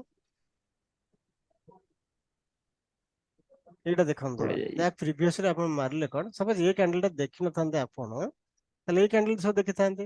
ଏ କ୍ୟାଣ୍ଡେଲ ଭିତରେ ସବୁଠୁ ଅଲ୍ ଟାଇମ୍ ହାଇ କେତେ ଅଲ୍ ଟାଇମ୍ ହାଇ ଏଇଟା ହିଁ ଅଛି। ତାପରେ ତ ମାର୍କେଟ ତଳେ ଅଛି ଏ ଆଜ୍ଞା ଜାଗାରେ ଆପଣ ଆଜ୍ଞା ଏଣ୍ଟ୍ରି ବନୁଛି ଏ ଜାଗାରେ ଆପଣ ଏଣ୍ଟ୍ରି ଇଏ ଯେତେବେଳେ କଣ କରିବ ନେକ୍ସଟ ଯେତେବେଳେ ଆର ହାଇକି ବ୍ରେକ୍ କରିବ ଆଜ୍ଞା ଆଜ୍ଞା ଏଇ ମନ୍ଥ ଏଣ୍ଡରେ ଆପଣ ମନ୍ଥ ଏଣ୍ଡରେ ମଝିରେ ପଶିବେନି। ନାଇଁ ନାଇଁ ସାର୍ ମଝିରେ ପଶିବେନି ଆପଣ କୁହାହେଇଛି କଣ ମନ୍ଥ 1 ଏଣ୍ଡ ହେଲେ ତାରିଖ ଆପଣ 1 ତାରିଖକୁ ଏଣ୍ଟ୍ରି କରିବେ ଦେଖିବେ 1 ତାରିଖ କଣ୍ଡିସନ ତାର କଣ ଅଛି ତାପରେ ଏଣ୍ଟ୍ରି କରିବେ ବର୍ତ୍ତମାନ ଇଏ ଅଛି ଏଣ୍ଟ୍ରିରେ ଅଛି। ଏବେ କରିବେନି ମନ୍ଥ ସରିଲା ପରେ ଷ୍ଟ୍ରାଟେଜି ହେଲା ମନ୍ଥ ସରିଲା ପରେ ଆ ପୂର୍ବରୁ ଆଉ କୋଉଠି ଥିଲା ଏଣ୍ଟ୍ରି ଦେଖନ୍ତୁ ଏଠି ଗୋଟେ ଏଣ୍ଟ୍ରି ଥିଲା ଏଇ ଯେ ଏଇଟା ଆପଣ ହାଇ ମାର୍କ ଥିବେ ଏଇଟା କିନ୍ତୁ ତା ଉପରେ କ୍ଲୋଜ କିନ୍ତୁ ତଳକୁ ଆସି ନେକ୍ସଟ ଏଇଟା ହାଇ କରିଥିଲା ଆପଣ ଏଣ୍ଟ୍ରି ଥିଲା କୋଉଠି ଏଣ୍ଟ୍ରି କୋଉ ଜାଗାରେ ବନିଥିଲା ହାଇ ଏଣ୍ଟ୍ରିଟା କି ଏଇ ବ୍ରେକ୍ କରିଦେଲା यार यार माने एटा तो आपण ई करले ये तो चलीची नेक्स्ट मास स्टार्ट होला एई जगह आपण एंट्री थिला ए जगह एंट्री करथिले ऊपर जाईची तळକୁ आसीची फिर ऊपर को जाईची दादर आपण एग्जिट कंडीशन आसी जाइतो एग्जिट कंडीशन मु देखाइबी ये जगह आपण बसिथिले बंदा प्रॉफिट रे अछन केते ना 47,024 रे आपण एंट्री करथिले हाई भी मारची केते एतिके हाई मारची 47,025 यदि आप एंट्री करते कि 47,030 यदि आप एंट्री करते 5,482 मीन्स ए जगह आप केते पॉइंट पाइले 27 पॉइंट 700 पॉइंट पाखाई आप प्रॉफिटेबल हेले जदि 100 क्वांटिटी पकई आप रखिदेवे ये आप 7,000 टका प्रॉफिट देथिबो केते मासरे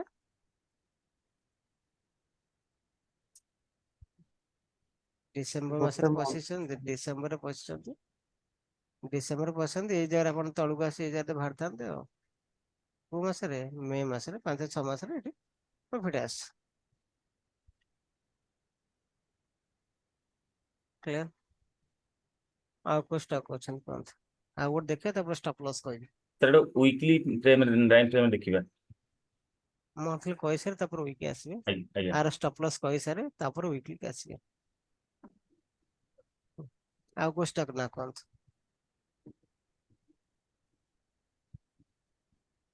स्टॉक ना पंथ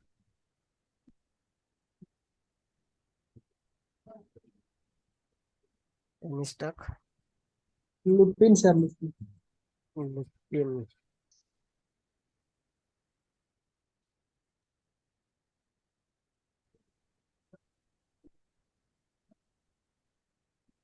पड़िछ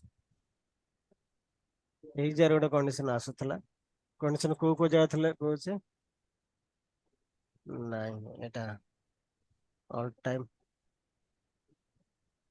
हाई रे चल क्रॉस कर जाई छे जस्ट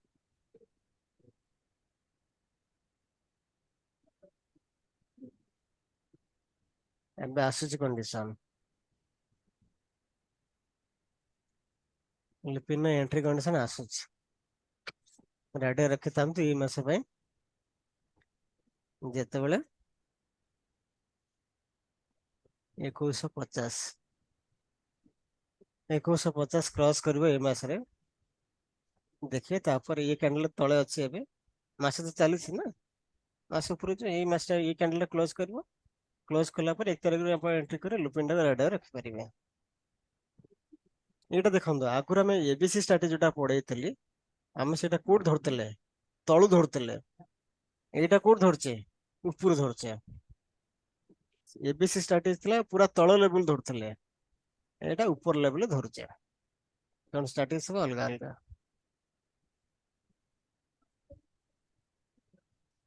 इज इट तले एटा लुपिन टा आसुचे एबे sir Infosys Infy sir code रो accuracy ଭଲ इन्फोसिस ରହିବ हां माने से कोन कोछन କୋଡ ର ଆକୁରେସି ଭଲ ରହିବ ଉପରଟା ରହିଲେ ସାର୍ ଭଲ ରହିବ ନା ଆମର ଏବିସି ରେ ରହିଲେ ଭଲ ରହିବ ମନ୍ଥଲି ଟେ ନାଇଁ ନାଇଁ ଆକୁରେସି ଦିଟା ତ ଅଲଗା ଅଲଗା ଜିନିଷ ରହିଲା ତ ଜିନିଷର ବଡ ପଏଣ୍ଟ ଆପଣ କ୍ୟାପଚର କରିପାରେ କଣ ଏବିସି ଷ୍ଟ୍ରାଟେଜିରେ ହଁ ଏବିସି ଠିକ ସାର୍ ଷ୍ଟ୍ରାଟେଜିରେ ବଡ ପଏଣ୍ଟ ଧରି ପାରିବେ ଏଠି ଆପଣ କଣ ଦେଖୁଛନ୍ତି ଆସିକିରି ଏଇଠି ଏଇ ଜାଗାରେ ଆପଣ ଯଦି ଦେଖୁଛନ୍ତି ଏଇ ଜାଗାରେ ଆପଣ ଏଇ ଜାଗାରେ ଧରି ପାରିଥାନ୍ତେ ଏଇ ଜାଗାରେ ଆପଣ ଧରି ପାରିଥାନ୍ତେ ଦେଖୁନାହାନ୍ତି ଏବିସି ଷ୍ଟ୍ରାଟେଜି ମୁଁ ଲଗେଇ ଦଉଛି ଏବିସି ଷ୍ଟ୍ରାଟେଜି କଣ କୁହନ୍ତୁ କଣ ଲଗେଇବା ବଲିଜର ବ୍ୟାଣ୍ଡ ଲଗେଇବା ଇଭେଣ୍ଟ ବଲିଜର ବ୍ୟାଣ୍ଡ କଣ୍ଡିସନ କଣ ରହିଲା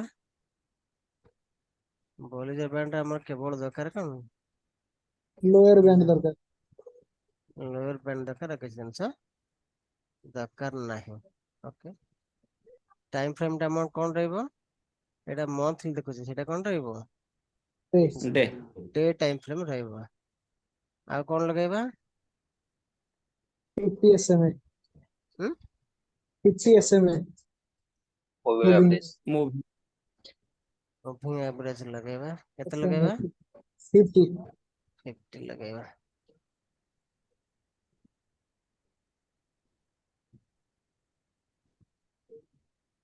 पचास लगेगा 50 ଲଗେଇ ପାରିବେ, 200 ବି ଲଗେଇ ପାରିବେ, 200 ଲେ ଆହୁରି ଆକ୍ୟୁରେଟ୍ ରହିବ। ଆମେ 50 ରେ କରୁଛେ। ଓକେ, 200 ସାର୍ ଲଗାନ୍ତୁ।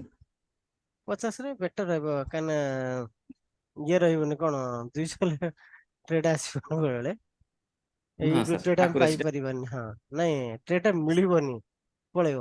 ଓହୋ ସାର୍ ଦେଖ ସାର୍ ଏଇ ଜାଗାରେ ଦେଖନ୍ତୁ, ଏଇ ଜାଗାରେ ପାଖାପାଖି ଆସିଥିଲା, ଅବଶ୍ୟ ଏକ୍ଜାକ୍ଟଲି ଆସିନି, ପାଖାପାଖି କ୍ୟାଣ୍ଡେଲ ଇଏ ତଳେ ବି ଆସିନି, ଏଇ ଜାଗାରେ ଆସିନି। କିନ୍ତୁ ଏଇ ଜାଗାରେ ଯଦି ଆସିଥାନ୍ତା, ଏଇଠି ଆସିନି, ଆମେ ଧରି ପାରିନଥାନ୍ତେ। କାହିଁକି ନା ଏଇଟା ଉପରେ ଅଛି, ଏଇଟା ତଳେ ଅଛି, କ୍ୟାଣ୍ଡେଲ ଟା ଅବଶ୍ୟ ପାଖାପାଖି ଅଛନ୍ତି, କ୍ୟାଣ୍ଡେଲ ପାଖାପାଖି ଅଛନ୍ତି, କିନ୍ତୁ ଏ ଜାଗାରେ ଆପଣ ଧରି ପାରିଥାନ୍ତେ। କୋଉ ଜାଗାରେ ଖାଲି ଯଦି ମୁଭିଂ ଆଭରେଜ ଲଗେଇ ଦେଇଥାନ୍ତେ, ଖାଲି ମୁଭିଂ ଆଭରେଜ ଏଇଟା ଆସିଯାଉଛି, କିନ୍ତୁ ବଲିଜିର ବ୍ୟାଣ୍ଡ ଟା ତଳକୁ ଆସିଯାଉଛି। ଖାଲି ଯଦି ମୁଭିଂ ଆଭରେଜ ଧରିଥାନ୍ତେ, ତାହେଲେ ଏଇ ଜାଗାରେ ଆପଣ ଧରି ପାରିଥାନ୍ତେ କେତେ ନା 1619 ରେ ଧରିଥିଲେ, ସେ ଏ ଜାଗାରେ ଗଲାଣି। ଏତେ କେତେ 4 ଜୁଲାଇରେ ଆସିଥିଲା, ମାସେ ତଳେ ଆସିଛି। ଆଉ ପୂର୍ବ ଆମେ ଦେଖୁଥିଲୁ ନା, ପୂର୍ବ ମାସରେ ମିଳିଛି। ଦେଖନ୍ତୁ ଏଇ ଜାଗାରେ ପରଫେକ୍ଟ ମିଳିଛି। ମନ୍ଥଲି ଆପଣ ଯୋଉ କହୁଥିଲେ ନା, ମନ୍ଥଲି ଆମେ ଦେଖୁଥିଲେ, ସେ ସାର୍ ଡିସେମ୍ବର ମାସରେ ଦେଖୁଥିଲେ ନା, ଆମ ସାର୍ ସାର୍ ମନ୍ଥଲି ଡିସେମ୍ବର ଦେଖଉଥିଲେ। ଦେଖନ୍ତୁ ଏ ତଳ ଲେବୁଲ ଏଇ ଜାଗାରେ ଆପଣ ଧରିଛନ୍ତି, ଏଇଠି ଦେଖନ୍ତୁ ପୁରା ପରଫେକ୍ଟ ଏଣ୍ଟ୍ରି ଆସିଛି। କଣ ପୁରା ଏଣ୍ଟ୍ରି ସାର୍ ଅଛି। ପୁରା ଏଣ୍ଟ୍ରି ଏଇ ଜାଗାରେ ଅଛି ଆପଣଙ୍କର, ଏଇ ଜାଗାରେ ମିଳିଛି, ଏଇ ଜାଗାରେ ଆପଣ ଏଣ୍ଟ୍ରି ମିଳିଛି। ଦେଖନ୍ତୁ ଲାଇନ ଟା ଟାଣି ଦେଇଛି, ବର୍ତ୍ତମାନ ଦେଖିବେ ତା ଦେହରେ ହେଇପାରିବେ। ଏଇଠି ପୁରା ଆପଣ ଦେଇଛି, ତଳୁ ଏଣ୍ଟ୍ରି ଏଇଠି କରିଛନ୍ତି, କେତେ 1266 କରିଛନ୍ତି। ଦେଖନ୍ତୁ ସେ ଚାଲିଛି, ପୁରା ଉପରୁ ଚାଲିଛି। ଦେଖନ୍ତୁ ସେମ ଜିନିଷ ମୁଁ କଣ କରୁଛି, ବର୍ତ୍ତମାନ ମନ୍ଥଲି କନଭର୍ଟ କରୁଛି ଚାର୍ଟ। ମନ୍ଥଲି କେତେ ଥିଲା ଏଣ୍ଟ୍ରି ଆମର, ଏଇଠି ଏଣ୍ଟ୍ରି ଥିଲା ଡିସେମ୍ବର ମାସରେ ଡିସେମ୍ବରରେ ଥିଲା। ସାର୍ ଥିଲା। ଡିସେମ୍ବର ଏଣ୍ଟ୍ରି ଥିଲା। ଓକେ, ଡିସେମ୍ବର ଏଇଠି ସରି, ଲାଇନ ଟା ଉପରେ ଏଇଠି ନା, ସେ ଡିସେମ୍ବର ମିଡିଲ ଲାଇନ ଟା ସାର୍, ମିଡିଲ ଲାଇନ ଟା। ହଁ ଏଇଠି ଥିଲା ହଁ ଆମର, ସାର୍। ଏଇ ଡିସେମ୍ବର ଏଇଠି ତ ଥିଲା ଏଣ୍ଟ୍ରି। ଆଉ ତ ଏଇ ଜାଗା ତଳୁ ହୁଁ ହୁଁ ଆପଣଙ୍କୁ ଏଣ୍ଟ୍ରି ଦେଇଛି, ତଳୁ ଏଣ୍ଟ୍ରି ଦେଇଛି। ଆପଣ ତଳଠୁ ଉପରେ ମିନ୍ସ 1282 1300 ପାଖାପାଖି ଏଣ୍ଟ୍ରି କରିଥିଲେ, ବର୍ତ୍ତମାନ ନିଜେ 28 ଟଙ୍କା ପ୍ରଫିଟ ରେ ଆପଣ ଥାନ୍ତେ। ଏବେ କଣ ଏଣ୍ଟ୍ରି ଦଉଛି ପୁଣି, ଆଜ୍ଞା ଯଦି ଏଣ୍ଟ୍ରି ମିସ୍ କରିଛନ୍ତି, ତାହେଲେ ଏ ଜାଗାରେ ମଧ୍ୟ ଏଣ୍ଟ୍ରି ଆସୁଛି। ଏବିସିଟା କଣ ତଳୁ ଦବ ଆପଣଙ୍କୁ, ବାଇ ଅନ୍ ଡିପ୍। ଠିକ ଆଉ ଚାଲନ୍ତୁ, ଇଏ ଥିଲା ଆମର ଏଣ୍ଟ୍ରି କଣ୍ଡିସନ ଆମେ ଜାଣିଲେ। ନେକ୍ସଟ ଚାଲନ୍ତୁ ଆମେ କଣ କରିବା, ଷ୍ଟପ୍ ଲସ୍। ଷ୍ଟପ୍ ଲସ୍ ଯିବା। ଷ୍ଟପ୍ ଲସ୍ ରେ ଆପଣ କଣ କରିବେ, ଷ୍ଟପ୍ ଲସ୍ କଣ୍ଡିସନ ହେଲା କଣ, ୟାକୁ ୱିକଲି କନଭର୍ଟ କରିଦେବେ। ମନ୍ଥଲି ଚାର୍ଟ କଣ କରିଦେବେ, ମାର୍କେଟ ଉପର ଚାଲିଛି, ଆପଣ ୱିକଲି କନଭର୍ଟ ତାକୁ କରିଦେବେ। ୱିକଲି କନଭର୍ଟ କରିକି କଣ କରିବେ, 30 ମୁଭିଂ ଆଭରେଜ ଲଗେଇଦେବେ। କେତେ ମୁଭିଂ ଆଭରେଜ 30 କରିଦେବେ। ସେମଟା କଣ କରିବେ, ମୁଭିଂ ଆଭରେଜ 30 କରିଦେବେ। ଯେତେବେଳେ ବାହାରିବାର ଅଛି, କେତେବେଳେ ବାହାରିବେ, 30 ମୁଭିଂ ଆଭରେଜ କରିଦେଲେ। ଯେତେବେଳେ ସେ ମୁଭିଂ ଆଭରେଜ ଆପଣ କଣ ଦେଖିବେ, ଫ୍ରାଇଡେ ନାଇଟ ରେ ଦେଖିବେ। କେତେବେଳେ ଟାଇମ ଦେଖିବେ, ଫ୍ରାଇଡେ ନାଇଟ। ଫ୍ରାଇଡେ ନାଇଟ ରେ ଯଦି ଆପଣ ଦେଖିଲେ, କଣ ନା ମୁଭିଂ ଆଭରେଜ ପାଖାପାଖି ଆସୁଛି। ମଣ୍ଡେରେ ଯଦି ଦେଖିଲେ, ତଳକୁ ଆସିଲା ମିନ୍ସ ସଙ୍ଗେ ସଙ୍ଗେ ଏଠି ଆପଣ ବାହାରି ଯିବେ, ମଣ୍ଡେ ମର୍ଣ୍ଣିଂ ରେ ବାହାରି ଯିବେ, ଆଉ ୱେଟ୍ କରିବେନି। ମଣ୍ଡେ ମର୍ଣ୍ଣିଂ ରେ ଆଉଟ୍ କରିଯିବେ। ଦେଖନ୍ତୁ ଆପଣ ଏଣ୍ଟ୍ରି ପରଠାରୁ ଦେଖନ୍ତୁ, ଏଇଠି ପୁରା ସେ ନନଷ୍ଟପଲି ଏଇଠି ତ ସେ ଯାଇଛି। 2000 ଆମେ କେତେ ଏଣ୍ଟ୍ରି କରିଥିଲେ, ଏଇଠି ଆପଣ ତ ଏଣ୍ଟ୍ରି କରିଥିଲେ ନାଇଁ, ଡିସେମ୍ବର ଏଣ୍ଟ୍ରି କରିଥିଲେ ନା, ନଭେମ୍ବର ଡିସେମ୍ବରରେ ଏଣ୍ଟ୍ରି କରିଥିଲେ। ହଁ, ଏଇ ଡିସେମ୍ବରରେ ଏଇଠି ଆମେ ଏଣ୍ଟ୍ରି କରିଥିଲେ। ଏଇ କ୍ୟାଣ୍ଡେଲ ତ ଏଣ୍ଟ୍ରି କରିଥିଲେ, ଏଇଟା ହାଇ ମାରିଛି। ଆଉ ଏଇଠି ଆମେ ଏଣ୍ଟ୍ରି କରିଛି, ଏଇଠି ଏଣ୍ଟ୍ରି କରିଛି, ତଳକୁ ଆସିନି। 30 ମୁଭିଂ ଆଭରେଜ ତଳକୁ ଆସିନି, ଏଇଠି ପାଖାପାଖି ଆସିଥିଲା, ତଳକୁ କ୍ରସ କରିନି, ଉପରୁ ଚାଲିଛି। ବର୍ତ୍ତମାନ ଚାଲିଛି ଉପରୁ। ତେଣୁ ଯେତେବେଳେ ଆପଣ ଦେଖିବେ 30 ମୁଭିଂ ୱିକଲି ପ୍ଲାଟଫର୍ମ ଦେଖିବେ, ଫ୍ରାଇଡେ ନାଇଟ ଦେଖିବେ, ଯଦି ତଳକୁ ଯଦି ଆସୁଛି ମଣ୍ଡେ ମର୍ଣ୍ଣିଂ ଯଦି ତଳକୁ ଆସିଲା କ୍ଲୋଜ କଲା ତଳକୁ ତାହେଲେ ସେ ଜାଗାରେ ବାହାରିଯିବ। ଯଦି ତଳକୁ କ୍ଲୋଜ କରୁଛି ତାହେଲେ ବାହାରିଯିବ, ତଳକୁ ନ ଆସିଲେ ବାହାରିବେନି। ଦେଖନ୍ତୁ ଇଏ ଆସିଛି ଯେତେବେଳେ ଖାଲି ଟଚ୍ କରିଛି ପୁଣି ପଳେଇଛି। ଯୋଉ ପର୍ଯ୍ୟନ୍ତ କ୍ଲୋଜ ନ କରେ ସେ ପର୍ଯ୍ୟନ୍ତ ବାହାରିବେ ନାହିଁ। ତଳେ ଯଦି ଗୋଟେ କ୍ୟାଣ୍ଡେଲ କ୍ଲୋଜ କରୁଛି ମୁଭିଂ ଆଭରେଜ ତଳେ ଯଦି କ୍ଲୋଜ କରିଦଉଛି ତାହେଲେ ସେ ଜାଗାରେ ବାହାରିଯିବେ। ମାନେ ଦେଖନ୍ତୁ ଏଠି କେତେ କେତେ ପରସେଣ୍ଟେଜ ଆପଣଙ୍କୁ ଦଉଛି ପ୍ରଫିଟ। କୁହନ୍ତୁ ଆଉ ଯେକୌଣସି ଗୋଟେ ଷ୍ଟକ୍ କୁହନ୍ତୁ, ଆଉ ଗୋଟେ ସର୍ଚ୍ଚ କରି ଦେଖିଦେବା। କୁହନ୍ତୁ ଏନି ଷ୍ଟକ୍ ନେମ୍ କୁହନ୍ତୁ। Sir, Infosys ଟା। ହଁ ଇନଫୋସିସ୍ କହୁଥିଲେ ନା, ହଁ ଇନଫୋସିସ୍।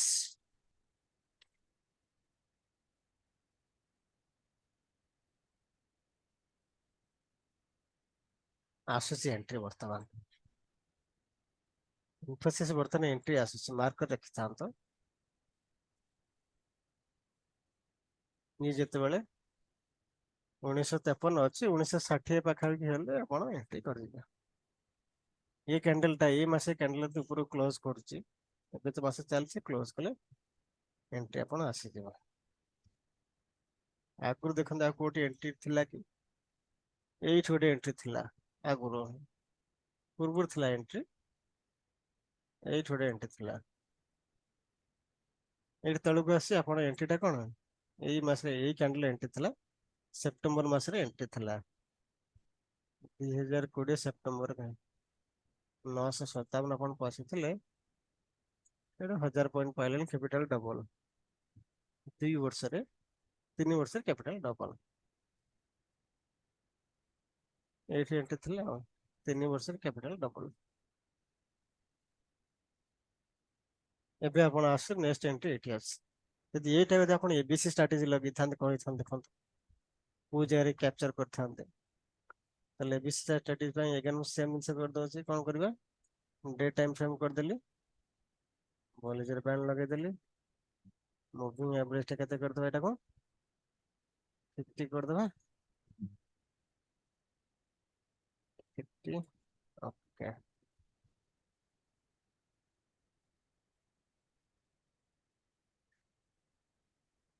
ଏଇଟା ଇଏ ଯାଉଛି, ଏ ଯୋଉ ଉପରକୁ ପଳେଇବ, ଏଠି ଯାଉଛି ନା ଏଣ୍ଟ୍ରି ପାଇଁ, ଉପରୁ ଯାଉଛି, ଇଏ ଉପରୁ ଯାଉଛି, ପାଖାପାଖି ହେଲେ ଏଣ୍ଟ୍ରି ଆସିବ। ତା ପୂର୍ବରୁ ଆଉ କୋଉଠି ଆସିଲା, ଏଇଠି ଦେଖନ୍ତୁ ଗୋଟେ ଏଣ୍ଟ୍ରି ଆସିଥିଲା, ତାପରେ ତଳକୁ ଆସିଛି। ଏଇଠି ଗୋଟେ ଆପଣ ଏଣ୍ଟ୍ରି ବନୁଥିଲେ ଏବିସି ଷ୍ଟ୍ରାଟେଜି, ଯେମିତି ଏଇଠି ଏଠି ଗୋଟେ ଏଣ୍ଟ୍ରି ଥିଲା, ଏଠି ଗୋଟେ ଏଣ୍ଟ୍ରି ଥିଲା, ଛୋଟ ଛୋଟ ପ୍ରଫିଟ ଦେଇଛି। ଏଇ ଆପଣ ଏଣ୍ଟ୍ରି ଥିଲେ 1483 ରେ ଯାଇଥିଲା କେତେ 100 ପଏଣ୍ଟ ପ୍ରଫିଟ ପାଇଛନ୍ତି। ଏଇ ଯେତେ ରେଟ୍ ଥିଲା, ଏଇ ଗ୍ରୀନ କ୍ୟାଣ୍ଡେଲ ଆପଣ ଏତେ ବଡ ପ୍ରଫିଟ ଦେଇନି, 1620 ରୁ ସେ ହାଇ ଯାଇଛି କେତେ 120 ପଏଣ୍ଟ ପ୍ରଫିଟ ଦେଇଥିଲା। ଏଠି ଆପଣ ଗୋଟେ ଏଣ୍ଟ୍ରି ଆସିଥାନ୍ତା, ଉପରୁ ତ ଯାଇନି ଆଉ। ଏଠି ବର୍ତ୍ତମାନ ଯଦି ପାଖାପାଖି ଏଇଠି ଆସିବ ତାହେଲେ ଏଣ୍ଟ୍ରି ଆସିବ, ନଚେତ ଇଏ ଅଛି ଆଉ। ଚାଲନ୍ତୁ ମନ୍ଥଲି ଚାର୍ଟ ଫର୍ମ ଦେଖି ଦଉଛି। 1 ମନ୍ଥ ବର୍ତ୍ତମାନ ଆଗାମୀ ପାଇଁ ଆସୁଛି, ଯେତେବେଳେ ଯିବ କ୍ରସ୍ କରିବ ଆପଣ ସେ ଜାଗାରେ ଏଣ୍ଟ୍ରି କରିବେ। ବୁଝିପାରିଲେ ନା, କାହାର କିଛି ଅସୁବିଧା ଅଛି, ଡାଉଟ୍ ଅଛି ତ ପଚାରନ୍ତୁ।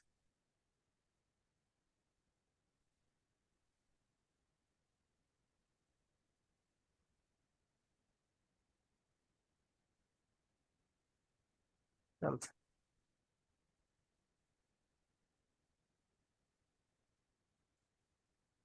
Any doubt or any question? ନାଇଁ ତ ଏମିତି ଆପଣ ବିଭିନ୍ନ ପ୍ରକାର ସ୍କାନର ୟୁଜ କରି ଆପଣ ସବୁ କରିପାରିବେ, ନହେଲେ ନିଜେ ମାନୁଆଲି ଆପଣ ଏମିତି ଦେଖନ୍ତୁ। ସପୋଜ ଦେଖିଲେ ଏଇଟା ବର୍ତ୍ତମାନ ରେଡରେ କ'ଣ ଚିହ୍ନି ଅଛି, ପ୍ରତିଦିନ ସେମିତି ଆପଣ ଫୋକସ କରନ୍ତୁ, ଫ୍ୟୁଚର ଆଣ୍ଡ ଅପସନ ଷ୍ଟକ୍ ଉପରେ ଫୋକସ କରନ୍ତୁ, ନହେଲେ ନିଫ୍ଟି 50 ନହେଲେ ନିଫ୍ଟି 500 ଆରି ଉପରେ ଫୋକସ କରନ୍ତୁ, ନହେଲେ mid cap Nifty stock focus କରନ୍ତୁ। ଡେଲି 10 15 20 ଏମିତି ଦେଖୁଥିବେ, ଯୋଉ ଯୋଉ ଦେଖିଲେ ରାଡାର କୁ ଯିବ ତ ସେଇଟା ମନ୍ଥ ଏଣ୍ଡରେ ଆପଣ ଏଣ୍ଟ୍ରି କରିବେ। ମନ୍ଥ ଏଣ୍ଡ ଦେଖିଲେ ତାପରେ ନେକ୍ସଟ ଡେ ରେ ଏଣ୍ଟ୍ରି କରିବେ ଆଉ, ମନ୍ଥ ଷ୍ଟାର୍ଟ ଆଉ।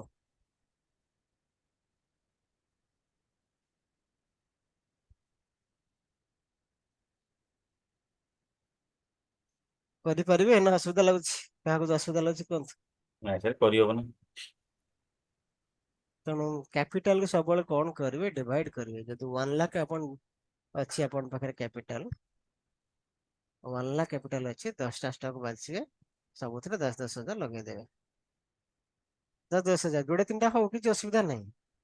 ଆଜି ସପୋଜ ଆପଣ ଯଦି କିଣିବେ, ଇନଫି ଯଦି ସପୋଜ କିଣିବା ପାଇଁ ଜଣେ ଚାହୁଁଛି, ପକେଇବା ପାଇଁ ଚାହିଁବ, କେତେଟା କ୍ୱାଣ୍ଟିଟି କିଣିପାରିବ ଲଙ୍ଗ ଟର୍ମରେ? କାରଣ ଆଜି ତ ମାର୍ଜିନ ମିଳିବନି, କାରଣ ଯିଏ ମାର୍ଜିନ ଦେବେ ସେ ଆପଣ ଇଣ୍ଟରେଷ୍ଟ ନେଇଯିବେ। ଦେଖନ୍ତୁ, ସପୋଜ ଜଣେ ଟ୍ରେଣ୍ଡରେ ପକେଇବା ପାଇଁ ଚାହିଁଥାନ୍ତେ, ତାହେଲେ କେତେଟା ପକେଇ ପାରିବ?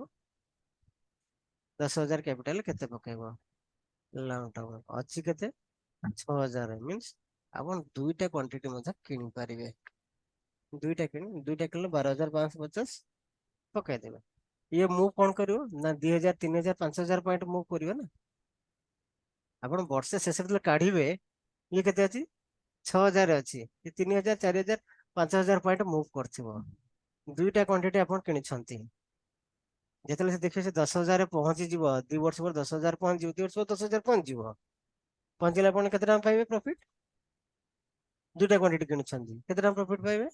ଯଦି 5,000 ପଏଣ୍ଟ ମୁଭ୍ କଲେ 10,000 କରିଦେଲେ। 10,000 ଲଗେଇ 12,000 ଲଗେଇଥିଲେ 10,000 ଫେରିଲେ। କିଛି ଖରାପ ହେଉଛି? କିଛି ଖରାପ ନାହିଁ। ତ ସିମିଲାରଲି ଆପଣ ସବୁ ଷ୍ଟକରେ ଆପଣ ପକେଇଥିବେ, 10ଟା ଷ୍ଟକରେ ଆଜି 10,000 ପାଇଲେ, ଆଉ କୋଉଠି ଏମିତି ପାଇଲେ, ଅର୍ଥାତ୍ ଆପଣ 2-3 ବର୍ଷରେ କ୍ୟାପିଟାଲ ଡବଲ ହେଇଯିବ। ବର୍ଷକରେ ବି ହେଇଯିବ, ଆଉ 2-3 ବର୍ଷ ଲାଗିବ। କିଏ ବଡ ମୁଭ୍ ଦବ, କିଏ ଛୋଟିଆ ମୁଭ୍ ଦବ, କିଏ ଛୋଟ ଛୋଟ ଲସ୍ ଦେଇଥିବେ। ଆପଣ ତ ବ୍ୟାଙ୍କରେ ରଖିଲେ ତ ଆପଣ ଡବଲ ତ ହବନି ନା। ବ୍ୟାଙ୍କରେ କେତେ ବର୍ଷ ରଖିଲେ ଡବଲ ହବ? ବ୍ୟାଙ୍କ ତ ଏଫଡି ଆପଣ 7% ଦଉଛି। କେତେ ବର୍ଷ ରଖିଲେ କ୍ୟାପିଟାଲ ଡବଲ ହବ କହୁନାହାନ୍ତି? 10, ନା 15 ବର୍ଷ, 14 ବର୍ଷ ଭଳିଆ ଲାଗିବ। ତ ଏଥିପାଇଁ ଆପଣ କଣ କରିବେ? କ୍ୟାପିଟାଲ ସୁରକ୍ଷିତ ରଖିବା ପାଇଁ ହେଲେ କିଛି ଚିନ୍ତା ନାହିଁ, ମାର୍କେଟ ତଳକୁ ଗଳୁ ତ ଗଳୁ, ତଳକୁ ସପୋଜ କିଛି କ୍ରାଇସିସ୍ ହେଲେ ତଳକୁ ଗଳି ପଡ଼ିଲା, ପୋଜିସନ ସ୍କୋୟାର ଅଫ୍ କରିବାର ନାହିଁ। ଆପଣ ପଡିକି ରହିଲେ କିଛି ନାହିଁ, ଗୋଟେ ପ୍ରଫିଟ ଗୋଟେ ଲସ୍ ତ ପଡିକି ଥାଉ, ପଡିକି ତ ଅଛି ନା, କିଛି ଅସୁବିଧା ନାହିଁ। ମାର୍କେଟ ତ ସବୁଦିନ ପାଇଁ ଗଳି ପଡିବନି ନା, ମାସେ 15 ଦିନ ଗଳି ପଡେ କି ବର୍ଷେ ଗଳି ପଡିବ, ଗଳୁ, କଣ ଅସୁବିଧା ଅଛି? ପେସେଣ୍ଟରେ ବସିକି ରହିଲେ ତଳକୁ ଆସିଲେ ଆଉ ଗୋଟେ ଆଭରେଜ କରିଦେବେ। ଯୋଉଥିରେ 10,000 ପକେଇଥିବେ, ପୁରା ତଳକୁ ଆସିଲେ ସପୋର୍ଟ ନବ, ତଳକୁ ଆସିଲେ ସପୋର୍ଟ ନେଇକି ଯିବେ। ଦେଖନ୍ତୁ, ଇଏ ଗୋଟେ ତଳକୁ ଆସିଲା, ଏଇଠି ଟ୍ରେଣ୍ଡଟା ଲାଗିଛି, ତଳକୁ ଆସିଲା, ଏଇଠି ତଳୁ ଆସିଲା, ଏଇଠି ସପୋର୍ଟ ନେଲା, ସପୋର୍ଟ ନେଇକି ଉପରକୁ ଗଲା, ଏଇ ଗ୍ରୀନ କ୍ୟାଣ୍ଡେଲ ହାଇରେ 5,467 ଏଇ ଜାଗାରେ ଆପଣ କଣ କରିବେ? ମୁଁ ଯୋଉ କ୍ରସରଟା ଯୋଉ ରଖିଛି, ଏଇ ଜାଗାରେ ଆଉ କିଛି ଆଭରେଜ କରିବେ। ତଳୁ ଖସିଲା ବେଳେ ଆଭରେଜ କରିବେନି, ତଳୁ ଯେତେବେଳେ ଉପରକୁ ଯିବ, ତଳୁ ଯେତେବେଳେ ଉପରକୁ ଦେଖ, ଏଇଠି ସପୋର୍ଟ ନେଲା, ଏଇ ସପୋର୍ଟ ପଏଣ୍ଟ ଏଇ ଜାଗାରେ ଥିଲା, ତ ଏଇ ଜାଗାରେ ସପୋର୍ଟ ନେଇଗଲା, ସପୋର୍ଟ ନେଇ ଉପରକୁ ଯାଉଥିଲା, ଗ୍ରୀନ କ୍ୟାଣ୍ଡେଲ କରିଦେଲା, ଗ୍ରୀନ କ୍ୟାଣ୍ଡେଲ ହାଇରେ କଣ କରିବେ ଆପଣ? ସପୋର୍ଟ ଯେତେ ନେଇକି ସେ ଜାଗାରେ ଆଉ 5,000 ଟଙ୍କାର କିଣି ପକେଇଦେଲେ, କି 2,000 ଟଙ୍କାର କିଣି ପକେଇଦେଲେ, ଆଉ ଗୋଟେ କି 2ଟା ପୁଣି ପକେଇଦେଲେ, ସେ ଚାଲିଲା ଆଭରେଜ, ତଳୁ ଆଭରେଜ ହେଇଗଲା, ତାପରେ ସେ ଉପରକୁ ଗଲା, ପ୍ରଫିଟେବୁଲ ଆପଣ ଦେଇଦବ, କାଟିବେନି। କଣ କରିବେ? ତଳକୁ ଆସିଲେ କୌଣସି କିଣିଦି କରୋନା ମାନେ ଲୋକ ସବୁ ପଇସା ସବୁ ସଞ୍ଚୟ କରି ରଖିଥାନ୍ତି, ଯେତେବେଳେ ସବୁ ମାର୍କେଟ କ୍ରାଇସିସ୍ ଆସେ, ମାନେ ପୁରା କ୍ରାସ୍ ହୁଏ, ସେଇ ଟାଇମରେ ସେ କଣ, ଯେତେବେଳେ ତଳକୁ ଆସିଲା, ଏଇଭଳିଆ ଜାଗାରେ କଣ ତଳକୁ ଆସିବ, ତଳକୁ ଆସିଥିଲେ ସପୋର୍ଟ ନେଲା, ଯୋଉ ପଏଣ୍ଟ ସେ ସପୋର୍ଟ ନେଲା, ସେ ଦେଖିଲେ ସେ ସପୋର୍ଟ ପଏଣ୍ଟ ତଳୁ ଏଣ୍ଟ୍ରି କଲେ, ତଳୁ ଏଣ୍ଟ୍ରି କଲେ କଣ ହବ ନା, ସେ ଜାଗାରେ ବଡ ବଡ ପ୍ରଫିଟ ପାଇଲେ। ବୁଝିପାରିଲେ ପଏଣ୍ଟ? ତେଣୁ କାଟିବେନି, ଲସରେ କାଟିବେନି, ବାହାରିବେନି। ମାର୍କେଟ ତ ସବୁଦିନ ପାଇଁ ଗଳି ପଡିବ ନା, କିଛି ଦିନ ପାଇଁ ରହିବ, ବର୍ଷ ପାଇଁ ରହିବ, କିଛି ଅସୁବିଧା ନାହିଁ। ଆପଣ ଲଙ୍ଗ ଟର୍ମ ଇନଭେଷ୍ଟମେଣ୍ଟ କରିଛନ୍ତି, ଆପଣ ଆଗରୁ ଏବେ କଣ କରୁଥିଲେ ନା, ଆପଣ ଗୋଟେ ଝିଅଟେ ଜନ୍ମ ହେଲେ ଆପଣ କଣ କରନ୍ତି ନା, ତ ଫ୍ୟୁଚର ପାଇଁ, କିମ୍ବା ପୁଅଟେ ହେଲେ ବି, ପୁଅଟେ ହଉ ଝିଅଟେ ହଉ, ସେ ଯାହା ହଉ, ଛୁଆର ଫ୍ୟୁଚର ପାଇଁ ଆପଣ ବିଭିନ୍ନ ପ୍ରକାର ଫ୍ୟୁଚର ପ୍ଲାନିଂ କଣ କରୁଛନ୍ତି? ଛୁଆଟା ହେଲେ ଶିଶୁ କଣ ସୁକନ୍ୟା ଯୋଜନା କରୁଛନ୍ତି, କିମ୍ବା ଅଲଗା କିଏ କୋଉ ଯୋଜନା ସବୁ କରୁଛନ୍ତି। ଅଲଗା ବି ଆପଣଙ୍କୁ ଇନ୍ସୁରାନ୍ସ କମ୍ପାନୀ ଲୋଭନୀୟ ଅଫର ଦଉଛନ୍ତି ଯେ ଏଇଥିରେ କର, ଇଣ୍ଟରେଷ୍ଟ କେତେ ଦେବେ? 6%, 6%, 6.5, 7 ମାକ୍ସିମମ୍ 8% ପାଖାପାଖି ଇଣ୍ଟରେଷ୍ଟ ଦେବେ, ଅଧିକା ତ ଦେବେନି ନା। ତେଣୁ ସେ ଜାଗାରେ ଆପଣ ପକେଇବେ କାହିଁକି? ଆପଣ ଭାବିଲେ ମୋ ଛୁଆର ଫ୍ୟୁଚର ପ୍ଲାନିଂ କରିବାର ଅଛି, ଫ୍ୟୁଚର ପ୍ଲାନିଂ କେତେ ବର୍ଷ କରିବେ? ଛୁଆଟାର ପଢିଆ କଲେ ଆପଣ ଅଧିକା ପଇସା ଦରକାର ପଡିବ କଣ, ଯେତେବେଳେ ସେ +2 ପଢିବ, +2 ପଢିଲା ବେଳେ ଆପଣ ରେସିଡେନ୍ସିଆଲ କଲେଜ କରିବେ, ସେତେବେଳେ ଅଧିକା ପଇସା ଟିକେ ଲାଗିବ। ଅର୍ ନହେଲେ ଆପଣ ତ ଛୁଆ କହିଥିଲେ ଇଞ୍ଜିନିୟରିଂ ପଢେ, ବଡ ବଡ କଲେଜ ଇଞ୍ଜିନିୟରିଂ ପଢେ, 10 ଲକ୍ଷ 15 ଲକ୍ଷ ଲାଗିବ। କିମ୍ବା ମେଡିକାଲ ଯଦି ପଢଉଛନ୍ତି, ତାହେଲେ ସେଇ ଟାଇମରେ କଣ ଆପଣଙ୍କ ଗଭର୍ଣ୍ଣମେଣ୍ଟ ସିଟ୍ ପାଇଗଲେ ତ ଭଲ କଥା। ଗଭର୍ଣ୍ଣମେଣ୍ଟ ସିଟ୍ ପାଇଲେ 20 ଲାକ୍ସ ପ୍ଲସ୍ ଆପଣଙ୍କ ଅତି କମ୍ 20 ଲାକ୍ସ ପ୍ଲସ୍ ପଡ଼ିଯିବ, ଆଡମିସନ ଫିସ୍ ପଡ଼ିଯିବ, 20 ଲାକ୍ସ ପାଖାପାଖି ଖର୍ଚ୍ଚ ହବ। କିନ୍ତୁ ପ୍ରାଇଭେଟ ହେଲେ କଣ 1 crore to 2 crores ପାଖାପାଖି ପଳିବ। ତ ସେ ଯାକ ପଇସା ଏତେ ପଇସା କୁଆଡେ ଆଣିବେ? ଯଦି ସେଇ ଟାଇମରେ ଯଦି ଆପଣ 20 ବର୍ଷ ଇନଭେଷ୍ଟମେଣ୍ଟ କରୁଛନ୍ତି, 2 ଲକ୍ଷ 5 ଲକ୍ଷ ଟଙ୍କା ଯାହା ଥିବ ଏମିତି 20-25ଟା ଷ୍ଟକ୍ କରି ଆପଣ ପକେଇ ଦେଇଥିବେ। ଯେତେବେଳେ ମାର୍କେଟ ଡିପ୍ ଦଉଥିବ ସେତେବେଳେ ଆଉ କିଛି ଆଭରେଜ କରିଥିବେ। ଏମିତି ଯେତେବେଳେ ପଇସା ହଉଥିବ ଏମିତି ଗୋଟେ ଗୋଟେ ପକେଇ ଦେଉଥିବେ। କାରଣ ପ୍ରତି 6 ମାସ କି ବର୍ଷକରେ ଏମିତି ଆପଣ ଆଡ୍ କରିକି ଚାଲିଥିବେ। ପଇସା ଆସିଲେ ତ ଚାଲ ପକେଇ ଚାଲ, ଏମିତି ପକେଇ ଚାଲିଥିବେ, ଆଖି ବନ୍ଦ କରି ପକେଇ ଚାଲିଥିବେ। 20 ବର୍ଷ ପାଇଁ ପକେଇ ଦେଇ ଚାଲିଥିବେ। ସେଇଭଳିଆ ଷ୍ଟକ୍ ଟା ବାଛିଥିବେ, ନହେଲେ କମ୍ପାନୀଟା ଯୋଉ ବନ୍ଦ ହେଇଛି ସେଇଭଳିଆ କମ୍ପାନୀ ବାଛିବେନି। ଯୋଉ ଏଭରଗ୍ରୀନ କମ୍ପାନୀ ଅଛି ସବୁ ସେଇଭଳିଆ କମ୍ପାନୀ ସବୁ ଦେଖିବେ। ଛୋଟିଆ ଛୋଟିଆ କମ୍ପାନୀ ଦେଖେନି ଯୋଉରା ବନ୍ଦ ହେଇଯିବେ, ତ ସେଇଭଳିଆ ଦେଖିବେନି। ଭଲ ଜିନିଷ ଦେଖି ପକେଇବେ। ଦେଖିବେ 20 ବର୍ଷ ବେଳକୁ ଯଦି ଆପଣ ଏ ଜାଗାରେ ପ୍ରତିବର୍ଷ ପଇସା ଲଗେଇ ଲଗେଇ ଚାଲିଛନ୍ତି 20 ବର୍ଷ ପାଇଁ, ଆପଣ ବ୍ୟାଙ୍କରେ ପଇସା ନ ରଖି ଏଇଭଳିଆ ଇନ୍ସୁରାନ୍ସ କମ୍ପାନୀ ପଇସା ନ ଦେଇକରି ଅଲଗା କିଛି ନ ଦେଇକରି ଏଫଡି ନ ମାରିକି ଯଦି ଏଇଭଳିଆ ଷ୍ଟକ୍ କିଣି ଆପଣ ପକେଇକି ରଖିଲେ, ସଞ୍ଚୟ କରି ରଖିଲେ ନା, ଷ୍ଟ୍ରାଟେଜିରେ କରିବେ, ପ୍ରପର ଏଣ୍ଟ୍ରି କରିବେ। ଆଉ ମନ ଇଚ୍ଛା ପଶିଲେ ତ ଲସ୍ର ଶିକାର ହେବେ। ତେଣୁ ପ୍ରପର ଷ୍ଟ୍ରାଟେଜିରେ ଏଣ୍ଟ୍ରି କରିବେ, ପୁରା ଆନାଲିସିସ୍ କରି ପଶିବେ, କମ୍ପାନୀ ବିଷୟରେ ଆନାଲିସିସ୍ କଲେ, ସବୁ ଜିନିଷ ଟେକ୍ନିକାଲ ଆନାଲିସିସ୍ କଲେ, କରିକି ଆପଣ ପଶିଲେ, ପଇସା ଇନଭେଷ୍ଟମେଣ୍ଟ କଲେ, 20 ବର୍ଷ ପାଇଁ ଛୁଆ କି 15 ବର୍ଷ ପାଇଁ କଲେ ଆରାମରେ ଭଲ ରିଟର୍ନ ପାଇଯିବେ। 2 ଲକ୍ଷ ଲଗେଇଥିଲେ ମଧ୍ୟ 15-20 ବର୍ଷ ବେଳେ ସେ 10 ଲକ୍ଷ ପାଖାପାଖି ହେଇଯାଇଥିବ। ବ୍ୟାଙ୍କରେ ତ ଉଠିଲେ 10 ଲକ୍ଷ ହବ ନା, 2 ଲକ୍ଷ ଲଗେଇଥିଲେ କି 3.5 ଲକ୍ଷ କି 4 ଲକ୍ଷ ପାଖାପାଖି ଯିବ। 10 ଲକ୍ଷ ତ ହବ ନା, ବ୍ୟାଙ୍କରେ 10 ଲକ୍ଷ ହବାର ଚାନ୍ସେସ୍ ଅଛି। ସାର୍ ଆଜ୍ଞା, ଗୋଟେ କମ୍ପାନୀ ଧର ଲଗେଇଛୁ ବନ୍ଦ ହେଇଗଲା, ତାହେଲେ ସେ ପଇସା ଉଡିଯିବ ସାର୍? ପଇସା ଉଡିବ କାହିଁକି? ଆପଣ ଏନ୍ଏସି ଅଣ୍ଟେକ୍ କରିଛନ୍ତି, ପଇସା ଉଡିବ କାହିଁକି? ରିଫଣ୍ଡ ପଳେଇ ଆସିବ ନା? ହଁ, ଯାହା ଉପରେ ହବ ତା ଉପରେ। ବର୍ତ୍ତମାନ ଆଗରୁ କଣ ଇଏ ନଥିଲା ସବୁ, ଆପଣ ଫଣ୍ଡ ଟା ପୁରା ଏଇସବୁ ଜିନିଷ ଲଙ୍ଗ ଟର୍ମ ଇନଭେଷ୍ଟମେଣ୍ଟ ହେଲେ ଏନ୍ଏସି ଅଣ୍ଟେକ୍ ସବୁ ଜିନିଷ ଯାଉଛି। କମ୍ପାନୀ ସେଟା ବୁଡିଗଲେ ପାଇକି ଆଉ କିଛି ପଇସା ସେଟା ମିଳିବ ପାଇକି କୋଉଠୁ? ପଳେଇ ଆସିବ। ହଁ ହଁ, ପଇସା ଆସିବ, ପଇସା ବୁଡିବନି ଆପଣଙ୍କର। ବ୍ରୋକର ବି ବୁଡିଗଲେ ବି ଆପଣ ପଇସା ବି ବୁଡିବନି। ଆପଣ ଯୋଉ ବ୍ରୋକର କରିଥିବେ, ଯେ ସେ ଯଦି ରେଜିଷ୍ଟର୍ଡ ହେଇଛି ଏନ୍ଏସି ବିଏସ୍ସି ଅଣ୍ଡର ଦି ରେଜିଷ୍ଟ୍ରେସନ ହେଇଛି, ସେବି ଅଣ୍ଡର ଦି ରେଜିଷ୍ଟ୍ରେସନ ହେଇଛି, ଆପଣ ପଇସା ବି ବୁଡିବନି। ବ୍ରୋକର ବୁଡିଗଲେ ବି ସପୋଜ ଆପଣ ଯେକୌଣସି ବ୍ରୋକର କରୁଛନ୍ତି, ଜିରୋଧା କରୁଛନ୍ତି, ଜିରୋଧା ବନ୍ଦ ହେଇଗଲା, ଫିର ବି ଆପଣ ପଇସା ବୁଡିବନି। ପଇସାଟା ଆପଣ ତ ବ୍ରୋକରରେ ଲାଗିନି ନା, କୋଉଠି ଲାଗିଛି ପଇସା ଆପଣଙ୍କର? ଏନ୍ଏସି ଅଣ୍ଡର କରୁଛନ୍ତି, ଏନ୍ଏସି ଅଣ୍ଡର ସେଟା କିଣା ହେଇଛି, ଟ୍ରାଞ୍ଜାକ୍ସନ ଟା ଆପଣ ଏନ୍ଏସି ରେ ହେଇଛି, ବ୍ରୋକର ଥ୍ରୁ ରେ ହେଇଛି, ତେଣୁ ପଇସା ଡୁବିବନି। ତେଣୁ ସେଇଭଳିଆ କଣ ଭଲ କମ୍ପାନୀ ଦେଖି ଆପଣ ଯଦି କରୁଛନ୍ତି, ଭଲ ଗ୍ରୋଥ ହବ। ଆଉ ଏଇଭଳିଆ ଟେକ୍ନିକାଲ ଆନାଲିସିସ୍ କରି ଯଦି ଆପଣ ଏଣ୍ଟ୍ରି କରୁଛନ୍ତି, ତାହେଲେ ପ୍ରଫିଟେବଲ ରହିପାରିବେ। ତେଣୁ ପଇସା ଏପଟ ସେପଟ ନ କରିକିରି ଏଇଭଳିଆ ସବୁ ଜିନିଷ ଖୋଜିକିରି ଆପଣ ପକାନ୍ତୁ, ସକ୍ସେସଫୁଲ ରହିବେ। ଆଉ ଗୋଟେ ଦେଖୁଛି, ଦେଖନ୍ତୁ ଏଫବିବି ଗୋଟେ ଦେଖୁଛି, ଏଫବିବି କେତେବେଳେ ଏଣ୍ଟ୍ରି ଆସିଥିଲା ଦେଖନ୍ତୁ ଗୋଟେ। କହିଲା ଏଇଥିରେ କେତେବେଳେ ସେ ଏଣ୍ଟ୍ରି ଆସିଥିଲା କୁହନ୍ତୁ? ଏ ଚାର୍ଟ ଦେଖୁଛନ୍ତି, କେତେବେଳେ ଏଣ୍ଟ୍ରି ଆସିଥିଲା କୁହନ୍ତୁ?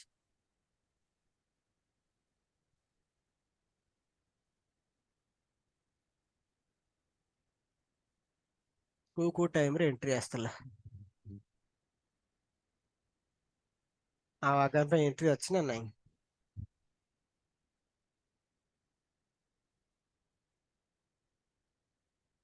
ଦେଖନ୍ତୁ, ଏଇ ଟାଇମରେ ଗୋଟେ ଏଣ୍ଟ୍ରି ଥିଲା,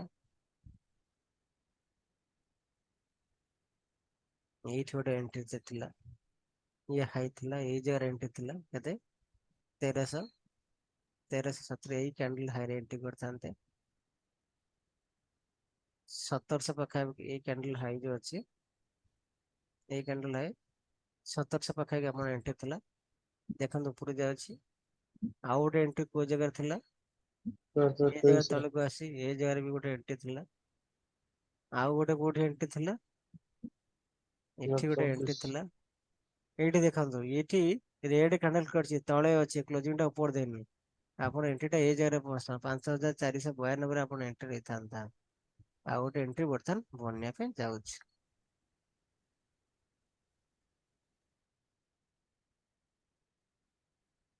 ତ ଏଇଭଳିଆ ସିଚୁଏସନ ଦେଖନ୍ତୁ। ଏଇଠି ଉପରୁ ଯାଇଥିଲା ତଳକୁ ଆସିଲା ଆପଣ କଣ କରିବେ? କ୍ୟାପିଟାଲ ଦି ଅଛି ଏଇ ଜାଗା ତଳକୁ ସପୋର୍ଟ ନେଲେ ଏଠି ଏଇ ଜାଗାରେ ଆଭରେଜ କରିଦେଲେ। ଏଗାର ଫୁଟ କଣ ଉପରୁ ଯାଇଛି ତଳକୁ ଆସିଛି। ଯଦି ଆପଣ ବାହାରି ଅଛନ୍ତି ଭଲ କଥା। ଲଙ୍ଗ ଟର୍ମ ପକେଇବା ପାଇଁ ଚାହୁଁଛନ୍ତି 10 ବର୍ଷ 15 ବର୍ଷ 20 ବର୍ଷ କିଛି ଅସୁବିଧା ନାହିଁ। ଏଇଟା ତଳକୁ ଆସିଲା ଏଇଟା ଥିଲେ ଏଇ ଜାଗାରେ ଆଉ ଟିକେ ଆଭରେଜ କରିଦେଇଥାନ୍ତି। ଏମିତି ଯେତେବେଳେ ତଳକୁ ଆସିଲା ଏଇଟା ଆସୁଛି ଏଇ ଜାଗାରେ ମଧ୍ୟ ସପୋର୍ଟ ନେଇଛି ଜଣେ ତ ପଶିକି ଥିବ। ଏଇ ଜାଗାରେ କଣ ସପୋର୍ଟ ନେଇ ଉପରକୁ ଯାଉଛି ଏଇ ଜାଗାରେ ଆଭରେଜ କରିଦବ ଟିକେ କିଛି କ୍ୱାଣ୍ଟିଟି ଆଡ୍ କରିଦବ ବାସ୍ ଉପର ଚାଲିଲା। ଗୋଟାଏ କ୍ୱାଣ୍ଟିଟି କିଣିଥାଏ ମଝିରେ ମଝିରେ ଗୋଟେ କ୍ୱାଣ୍ଟିଟି କଣ ଆଡ୍ କରିକି ଚାଲିଥିବେ। ଯେତେବେଳେ ଡିପ୍ ଦଉଥିବ ସେତେବେଳେ ଗୋଟେ କ୍ୱାଣ୍ଟିଟି ଆଡ୍ କରିଦେଇ ଚାଲିଥିବେ ବାସ୍ ଚାଲିଲା ଉପରକୁ।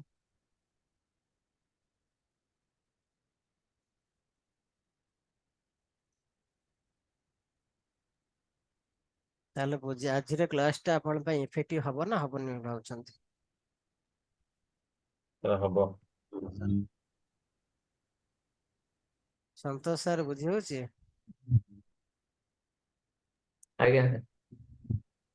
Okay. ଆଉ ଯଦି କାହାର କିଛି କ୍ୱେଶ୍ଚିନ୍ ଅଛି କିଛି କହିବା ପାଇଁ ଚାହାନ୍ତି କୁହନ୍ତୁ ତାପରେ କ୍ଲାସ ଏଣ୍ଡ କରିବା। ସାର୍ ଟିକେ ଗୋଟେ ଦିଟା ଷ୍ଟକ୍ ଖାଲି ୱିକେଣ୍ଡ ଫର୍ମରେ ଦେଖିନିଅନ୍ତି।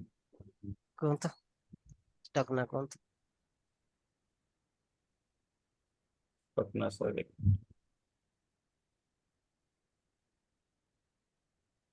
ଅମର ରାଜା। ଅମର ରାଜା ୱିକଲି ଦେଖିବାନି।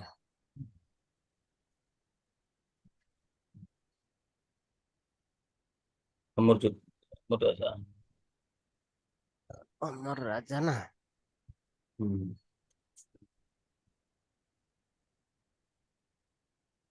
ମୁଁ ପଢେ ତ ଅମର ଜ୍ୟୋତି। ନାଇଁ ଅମର ଜ୍ୟୋତି ଯୋଉ ଆମରନ ବ୍ୟାଟେରୀ ଯୋଉଟା ସେଟା କହୁଛି ଏକ୍ସାକ୍ଟ ଷ୍ଟକଟା କହୁଛି। ଏଇଟା ତ ଅମର ରାଜା। ଆଜ୍ଞା।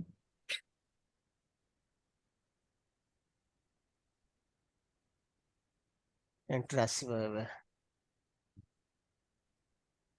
ଏଣ୍ଟ୍ରି ଆଗାମ ପାଇଁ ଅଛି। ହାଇ ଯେତେବେଳେ ବ୍ରେକ୍ କରିବେ ଡେ ଟାଇମ ଫ୍ରେମ ଦେଖିଦେଉଛି ଦେଖନ୍ତୁ। ଏଇଟାରେ ଆ ପାଇଁ ଆସୁଛି ଆଜ୍ଞା ଏଠି ଆସୁଛି 50 ମୁଭିଂ ଆଭରେଜ ଅନୁଯାୟୀ ଏ ଜାଗାରେ ଏଣ୍ଟ୍ରି ଥିଲା ଏ ତଳେ ଥିଲା ପଳେଇଛି। 50 ଆଜ୍ଞା ମୁଭିଂ ଆଭରେଜ ଆମ ଲାଗିଛି ନା ଏଇ ଜାଗାରେ ଏଣ୍ଟ୍ରି ଥିଲା। ଏଇଠି ଉପରୁ ଯାଉଛି ଏଇଠି ଏଇ ଜାଗାରେ ଏଣ୍ଟ୍ରି ଥିଲା। ଏଇ ଜାଗାରେ ଏଣ୍ଟ୍ରି ଥିଲା 624 ରେ ଏଣ୍ଟ୍ରି ଥିଲା। 624 ରୁ ମାନେ ଦେଖନ୍ତୁ 1800 3 ଟାଇମ କ୍ୟାପିଟାଲ ଭାବରେ କେତେରେ ଆପଣ ତ ପଶିଥାନ୍ତେ ଏଇ ଜାଗାରେ 13 ନଭେମ୍ବର ଯଦି ଆପଣ ପଶିଥାନ୍ତେ ତାହେଲେ ଦେଖନ୍ତୁ ଏଇ ଜାଗାରେ ଏଠି ପାଇଥାନ୍ତେ। ଦେଖନ୍ତୁ ଏବିସି ଷ୍ଟ୍ରାଟେଜି ଲଗେଇ ଦଉଛି ଡେ ଟାଇମ ଫ୍ରେମରେ ଡେ ଆଉ ଭୋଲେଜର ବ୍ୟାଣ୍ଡ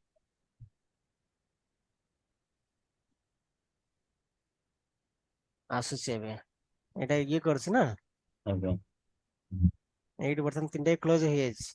ରେଡ ରେ ଆଜ୍ଞା ଏବେ କ୍ୟାଣ୍ଡେଲ ଅଛି ଯେତେବେଳେ ଗ୍ରୀନ କ୍ୟାଣ୍ଡେଲ କରିବ ସେ ଗ୍ରୀନ କ୍ୟାଣ୍ଡେଲ ହାଇରେ ଆପଣ ଏଣ୍ଟ୍ରି କରିପାରିବେ। ନହେଲେ ଏଇଠି ତ ପାଖାପାଖି ଅଛି ଏଇଠି କଣ ଏଇଟା ଯେହେତୁ ରେଜିଷ୍ଟାନ୍ସ ଲେଭେଲ ରହିଲା ୱେଟ୍ କରିଯିବେ। ଏଇଠି ନ ବସି 1782 83 ଇଏ କରି ସେଟ୍ କରିପାରିବେ। କାହିଁକିନା ରେଜିଷ୍ଟାନ୍ସ ଯେତେବେଳେ ଅଛି ତଳକୁ ଆସିବାର ଚାନ୍ସ ରହିବ। କାରଣ ଏଇଟା ରେଜିଷ୍ଟାନ୍ସ ଲେଭେଲ ଅଛି ନା ଆଜ୍ଞା ଉପରୁ କଲେ ଆଉ କଟିବେ। ଏଇଠି ଏ ଜାଗାରେ ଏଇଠି ରେଡ୍ ଥିଲା ଏଇଠି କ୍ଲୋଜ ପାଖ ଆସି ଏଇ ଜାଗାରେ ଏଣ୍ଟ୍ରି ଗୋଟେ ଥିଲା 1228 ରେ ବସିଥିଲେ ଏ ପର୍ଯ୍ୟନ୍ତ ପ୍ରଫିଟ ଆସିଥାନ୍ତା। ଏଠି ତ ଦେଇନି ଏଠି ଥିଲା ତ ଗ୍ରୀନ କ୍ୟାଣ୍ଡେଲ କେହି କରିନଥିବେ ମାର୍କେଟ ସାଇଡ ଯାଉଥିଲା। ଏଇ ଜାଗାରେ ଗୋଟେ ବି ଏଣ୍ଟ୍ରି ମିଳିଥିଲା ଏଇ ଜାଗାରେ ଛୋଟ ପ୍ରଫିଟ ଦେଇଛି 870 ରୁ ପ୍ରଫିଟ ଦେଇଥିଲା କେତେ 900 ଏଠି ଦେଇଛି। ଏଇ ଜାଗାରେ ବର୍ତ୍ତମାନ ପରଫେକ୍ଟ ଏଣ୍ଟ୍ରି ଆସୁଛି କିନ୍ତୁ ଏ ଜାଗାରେ ଏଣ୍ଟ୍ରି ନ କରି ଏବେ କେତେରେ ଅଛି 1500 ରେ ଅଛି। ଫିର ବି ଗ୍ରୀନ କ୍ୟାଣ୍ଡେଲ ଦେଲେ ଆପଣ ପଶି ପାରିବେ। ଗ୍ରୀନ କ୍ୟାଣ୍ଡେଲ ହାଇ କାହିଁକିନା ରେଜିଷ୍ଟାନ୍ସ ଯେତିକି ଅଛି ନା 200 ପଏଣ୍ଟ ପ୍ରଫିଟ ପାଇପାରିବେ। ଏଇଟା କରିପାରିବେ ନଚେତ ଇଏ ଷ୍ଟ୍ରାଟେଜି ଅନୁଯାୟୀ ଆପଣ ହାଇରେ କରିପାରିବେ 1782। ଆଜ୍ଞା ଏଇଟା ମନ୍ଥଲି ଦେଖୁନାହାନ୍ତି ମନ୍ଥଲି କଣ ଅଛି ମନ୍ଥଲି ବି ସେତିକି ଅଛି। ସେଇଆ ଅଛି। ମନ୍ଥଲି ଦଉଛି ୱିକଲି ଦଉଛି କରିପାରିବେ। ମନ୍ଥଲି ଦେଖନ୍ତୁ ଏଠି ଆଉ ଗୋଟେ ଏଣ୍ଟ୍ରି ଥିଲା କୋଉ ଜାଗାରେ ଏଇ ଜାଗାରେ ଏଣ୍ଟ୍ରି ଥିଲା ଏଇ କ୍ୟାଣ୍ଡେଲ ରେ ଆପଣ ଏଣ୍ଟ୍ରି ଥିଲା ଏଇଟା କ୍ଲୋଜ କରିନି, ଏଇଟା କ୍ଲୋଜ କରୁଛି, ଏହାର ଏଇ ଯାର ଏଣ୍ଟ୍ରି ଥିଲା 1263 ରେ ଏଣ୍ଟ୍ରି ଥିଲା। ये देखो ये कैंडल देखो, ये कैंडल ऊपर को जाइए, ये कैंडल देखो ଆଜ୍ଞା ऊपर को जाइए, वीक ऊपर अच्छी कि क्लोजिंग तले अच्छी। नेक्स्ट कैंडल कौन सी ना क्लोजिंग ऊपर कर, क्लोजिंग जो ऊपर कर ता हाई रे आपण एंट्री करिए, ता हाई टा लाइट 8000 आपण प्रॉफिट पाई छन। गोटाए मास तो प्रॉफिट पाई छन। ये गोटाए मास कैंडल ये जो एंट्री करथि आपण, ये जो फर्स्ट जून आपण एंट्री करथि नहीं सरी फर्स्ट में नहीं फर्स्ट जून रे एटी तळु आरंभ है ना, फर्स्ट जून आप एंट्री करथिबे 1263 कि 1260 पाखा भी एंट्री करथिबे, एकाथर 500 पॉइंट प्रॉफिट देछि, गोटाए मास रे 500 पॉइंट प्रॉफिट देछि। ओके ଆଜ୍ଞା ताले ए बेला आपण मन से प्रैक्टिस करंतु, देखंतु देखंतु बहुत स्ट्रेटजी म आपण मन पढौछि, बहुत स्ट्रेटजी पढौछि। तो दिन साला आपण मन को डिपेंड करछि आपण केतरा स्ट्रेटजी प्रैक्टिस करूछंती, प्रैक्टिस करी करूछन। जे मु कहल ना मो ट्रेनिंग क्लास आपण जो माने भी जॉइन करिसंती, जहाँ भी पढ़ौछि आपण मान को यदि प्रॉपर्ली आपण प्रैक्टिस करी करिवे, डेफिनेटली आपण सक्सेस हेबे। आइदर स्विंग ट्रेडिंग पकांतु इन्वेस्टमेंट पर्पस रे, स्विंग ट्रेडिंग आउर स्ट्रेटजी आगु आउर पढ़िबा, और आपण इंट्राडे रे करंतु, ऑप्शन रे करंतु, जोठी कोन जत्ते स्ट्रेटजी आपण पढ़ेलानी क्लास सरला बेले आपण 25-30 टा स्ट्रेटजी आपण पढ़ी सारथिबे। 30 टा स्ट्रेटजी भीतर आपण 5-6 टा स्ट्रेटजी आपण माने प्रॉपर्ली आपण प्रैक्टिस करि दोछन ना, सेति के आपण लाइफ बनि जीवा।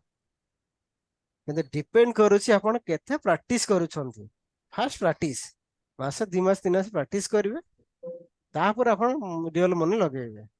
कारण सब किछ डिपेंड करूछि आपण प्रैक्टिस ऊपर। जने भद्रवित मते कहले मु जदि सारे ट्रेनिंग नेबी, ट्रेनिंग नै सला परे काली तो कहथले, काली से फोन करथले सर मते ट्रेनिंग नै सला परे मोर सक्सेसफुल हबो तो मो पैसा इनकम करि परिबि तो ये जार दिन साला ट्रेनिंग रे अपन जहाँ पढ़िले ताको भल से प्रैक्टिस करिवार अछि। मु ताको एग्जांपल देली, आपण घर पाखा भी सारे तांका घर काकटपुर पाखरे, ଆଜ୍ଞା तांका गाँ ना कौन कहले तो बरुणी स्कूल पढ़थिल ना कौन बोधे, बरुणी स्कूल अछि ना सर? ଆଜ୍ଞା आपण घर केते किलोमीटर? 7-8 किलोमीटर। हाँ बरुणी स्कूल स्टूडेंट से कल बरुणी हाई स्कूल पढ़थिले। तो सी मते कहले जे ମୁଁ ତାଙ୍କୁ ଏକ୍ସାମ୍ପଲ ଦେଲି, ଆପଣ ହାଇ ସ୍କୁଲ କେତେ 30-40-50 ପିଲା ପଢୁଥିଲେ, ଦେଖନ୍ତୁ ଆଜ୍ଞା 50ଟା ପିଲା ପଢିବା ଭିତରେ ତ ସମସ୍ତେ ଗଭର୍ଣ୍ଣମେଣ୍ଟ ତ ଜବ୍ କରୁନାହାନ୍ତି, କିଏ ଗଭର୍ଣ୍ଣମେଣ୍ଟ ଜବ୍ କଲା, କିଏ ବିଜନେସ କରୁଛି, କିଏ ପ୍ରାଇଭେଟ ଜବ୍ କରୁଛି, କାହାର ମଧ୍ୟ ସେ 10th ଫେଲ ବି ହେଇଗଲା ବେକାର ହେଇ ବୁଲୁଛି, କିଏ କଣ୍ଟ୍ରାକ୍ଟ କରୁଛି। ଅର୍ଥାତ୍ ଯିଏ ଯେମିତି ପାଠ ପଢିଲା, ପାଠକୁ ଯେମିତି ୟୁଟିଲାଇଜ କଲା, ସେ ସେମିତି ତା ଲାଇଫରେ ଇମ୍ପ୍ରୁଭ କଲା। ସେଇଭଳି ଟ୍ରେନିଂ କ୍ଲାସରେ ମୁଁ ଆପଣଙ୍କୁ ଯାହା ପଢେଇବି, ପାଠଟାକୁ ଯିଏ ଯେମିତି ୟୁଟିଲାଇଜ କରିବ ତା ଲାଇଫରେ ସେ ସେତେ ସକ୍ସେସ ହବ। ତା ମାନେ ନୁହେଁ ଯେ ଆପଣ ଟ୍ରେନିଂ ନେଇଗଲେ 100% ପଇସା ଇନକମ କରିବେ। ଆପଣ ପାଠ ପଢିଗଲେ ଦ୍ୟାଟ୍ ମିନ୍ସ ଗଭର୍ଣ୍ଣମେଣ୍ଟ ଜବ୍ ପାଇବେ ବୋଲି କମ୍ପଲସରି କିଛି ଅଛି? କିଛି ବି ନାହିଁ ସାର୍। ପାଠ ପଢିଲେ ପାଠ ଯେମିତି ଆପଣ ୟୁଟିଲାଇଜ କରିବେ ସେମିତି ଆପଣ ଜବ୍ କରିବେ। ତ ଏକ୍ଜାକ୍ଟଲି ସେମ୍ ଜିନିଷ ଟ୍ରେନିଂରେ ଯାହା ପଢେଇଲି ମୁଁ, ଯାହା ପଢିଲେ ଆପଣ ତାକୁ କେତେ ୟୁଟିଲାଇଜ ଆପଣ କରୁଛନ୍ତି, ପ୍ରାକ୍ଟିସ କରୁଛନ୍ତି, ସେଇଟା ଆପଣଙ୍କୁ ସକ୍ସେସ ଦବ, ସେଇଟା ଆପଣ ପ୍ରଫିଟେବୁଲ କରିବ और सक्सेसफुल कराइब। आ जदि पढ़ीदेले बहुत पिला भी अस देखी पढ़ीदेले सब जिन ना ट्रेडिंग अच्छी ना कौन अच्छी किसी ना पाठ पढ़ा कम बाटे चलती आ ट्रेडिंग सक्सेसफुल हे केमती।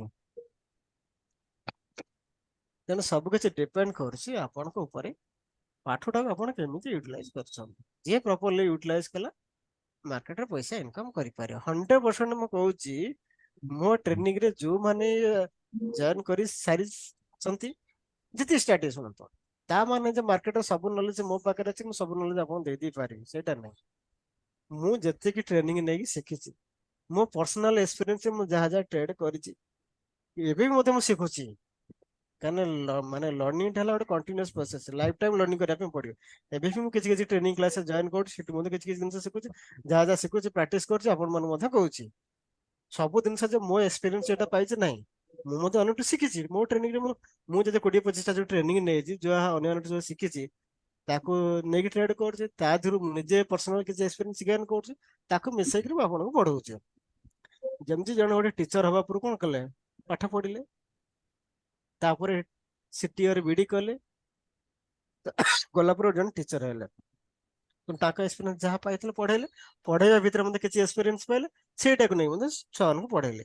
ଏକ୍ଜାକ୍ଟଲି ମୁଁ ମଧ୍ୟ ସେମିତି ଆପଣଙ୍କୁ ପାଠ ପଢଉଛି। ନିଜେ ମୁଁ ପଢିଲି, ଅନ୍ୟମାନଙ୍କ ଠାରୁ ଟ୍ରେନିଂ ନେଇକି ପାଠ ପଢିଲି, ନିଜେ ଲାଇଭ ମାର୍କେଟ ପ୍ରାକ୍ଟିସ କଲି, ଯାହା ଯାହା ଏକ୍ସପିରିଏନ୍ସ ଜ୍ଞାନ କରୁଛି ଆପଣ ସେୟା ପଢଉଛି। ତ ଆପଣ ଯଦି କହିବେ ସମ୍ପୂର୍ଣ୍ଣ ମାର୍କେଟ 100% ମୋ ମାନେ ମାର୍କେଟ 100% ମୁଁ ଆପଣଙ୍କୁ ଶିଖେଇ ଦେଇ ହବନି। ମୋ ପାଖରେ ଯେତିକି ନଲେଜ ଅଛି ମୁଁ ସେତିକି ଶିଖେଇଲି। ଆଉ ସେତିକି ଭିତରେ ଯଦି ଆପଣ ପ୍ରପରଲି ପ୍ରାକ୍ଟିସ କରୁଛନ୍ତି ତ ଆପଣ କହୁଛି 100% ସକ୍ସେସଫୁଲ ଟ୍ରେଡର ଗୋଟେ ହେଇପାରିବେ, ପ୍ରୋଭାଇଡେଡ ଆପଣ ଯାହା ପଢିଲେ 2 ମାସ 3 ମାସ 6 ମାସ ବର୍ଷେ ପ୍ରାକ୍ଟିସ କରିବେ, ଯଦି ତାପରେ ରିଅଲ ମନି ଲଗେଇ ଟ୍ରେଡ କରିବେ 100% ସେ ସକ୍ସେସ ହେବେ।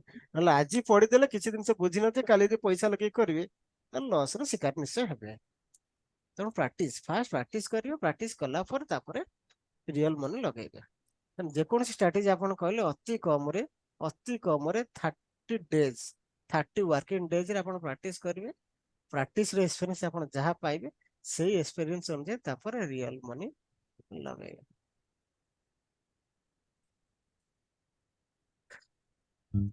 ଓକେ ଦେନ୍ ଆଜି ପାଇଁ ରଖିବା। ଆପଣ ମାନ କାମ ହେଲା, କାଲି ସଣ୍ଡେ ଆଉ କ୍ଲାସ ରଖୁନି। ଆପଣ କାମ ହେଲା କାଲି ସଣ୍ଡେରେ ଏଇ ସବୁ ଜିନିଷ ସର୍ଚ୍ଚ କରନ୍ତୁ, ମତେ ମଣ୍ଡେ ଦିନ କହିବେ। ସଣ୍ଡେ ଦିନ ଆପଣ ଯିଏ ସବୁ ରହିଲେ ଛୁଟି ପାଇଥିବେ, ଘରେ ରହିଲେ, ସର୍ଚ୍ଚ କରି ମତେ ମଣ୍ଡେ ଦିନ କହିବେ କୋଉ କୋଉ ଷ୍ଟକ୍ ଆପଣ ପାଇଁ ହୋମୱାର୍କ ରହିଲା କଣ। ଅତି କମରେ 5ଟି ଷ୍ଟକ୍ ନା ମତେ ନାଁ କହିବେ, 5 ଷ୍ଟକ୍ ନାଁ କହିବେ ମଣ୍ଡେ ଦିନ, ଯେ କୋଉମାନେ ରାଡାରରେ ଅଛନ୍ତି, ଯୋଉଟା କି ଆପଣ କେବେ କିଣିପାରିବେ, କମିଂ ମନ୍ଥ ଫାର୍ଷ୍ଟ ରେ 1 ସେପ୍ଟେମ୍ବରରେ ଆପଣ ସେଟା କିଣିପାରିବେ। ମାନେ ଆପଣ କିଣିବା କଥା ମୁଁ କହୁନି, କିନ୍ତୁ ଯିଏ କିଣିବାକୁ ଚାହିଁଲେ କିଣିପାରିବେ 1 ସେପ୍ଟେମ୍ବରରେ। ଚାହିଁଲେ ବି ଆପଣ କିଛି କିଛି ମନି ମଧ୍ୟ ଇନଭେଷ୍ଟ କରିପାରିବେ, 5,000 10,000 2,000 ହଉ, ପକାନ୍ତୁ, କିଛି ଅସୁବିଧା ନାହିଁ, ପକାଇ ରଖନ୍ତୁ। ତ 5ଟା ରହିଲା, କଣ କହୁଛନ୍ତି ଚାଟ ବକ୍ସରେ ଲେଖନ୍ତୁ। କେତେ ଜଣ ମତେ ମଣ୍ଡେ ଦିନ କହିବେ, ଚାଟ ବକ୍ସରେ ପ୍ଲିଜ ଲେଖନ୍ତୁ, ଚାଟ ବକ୍ସରେ ଲେଖନ୍ତୁ କେତେ ଜଣ ମଣ୍ଡେ ମତେ କହିବେ। ଓକେ, କାହିଁ ଆନ୍ସର ଆଉ ଆସୁନାହିଁ।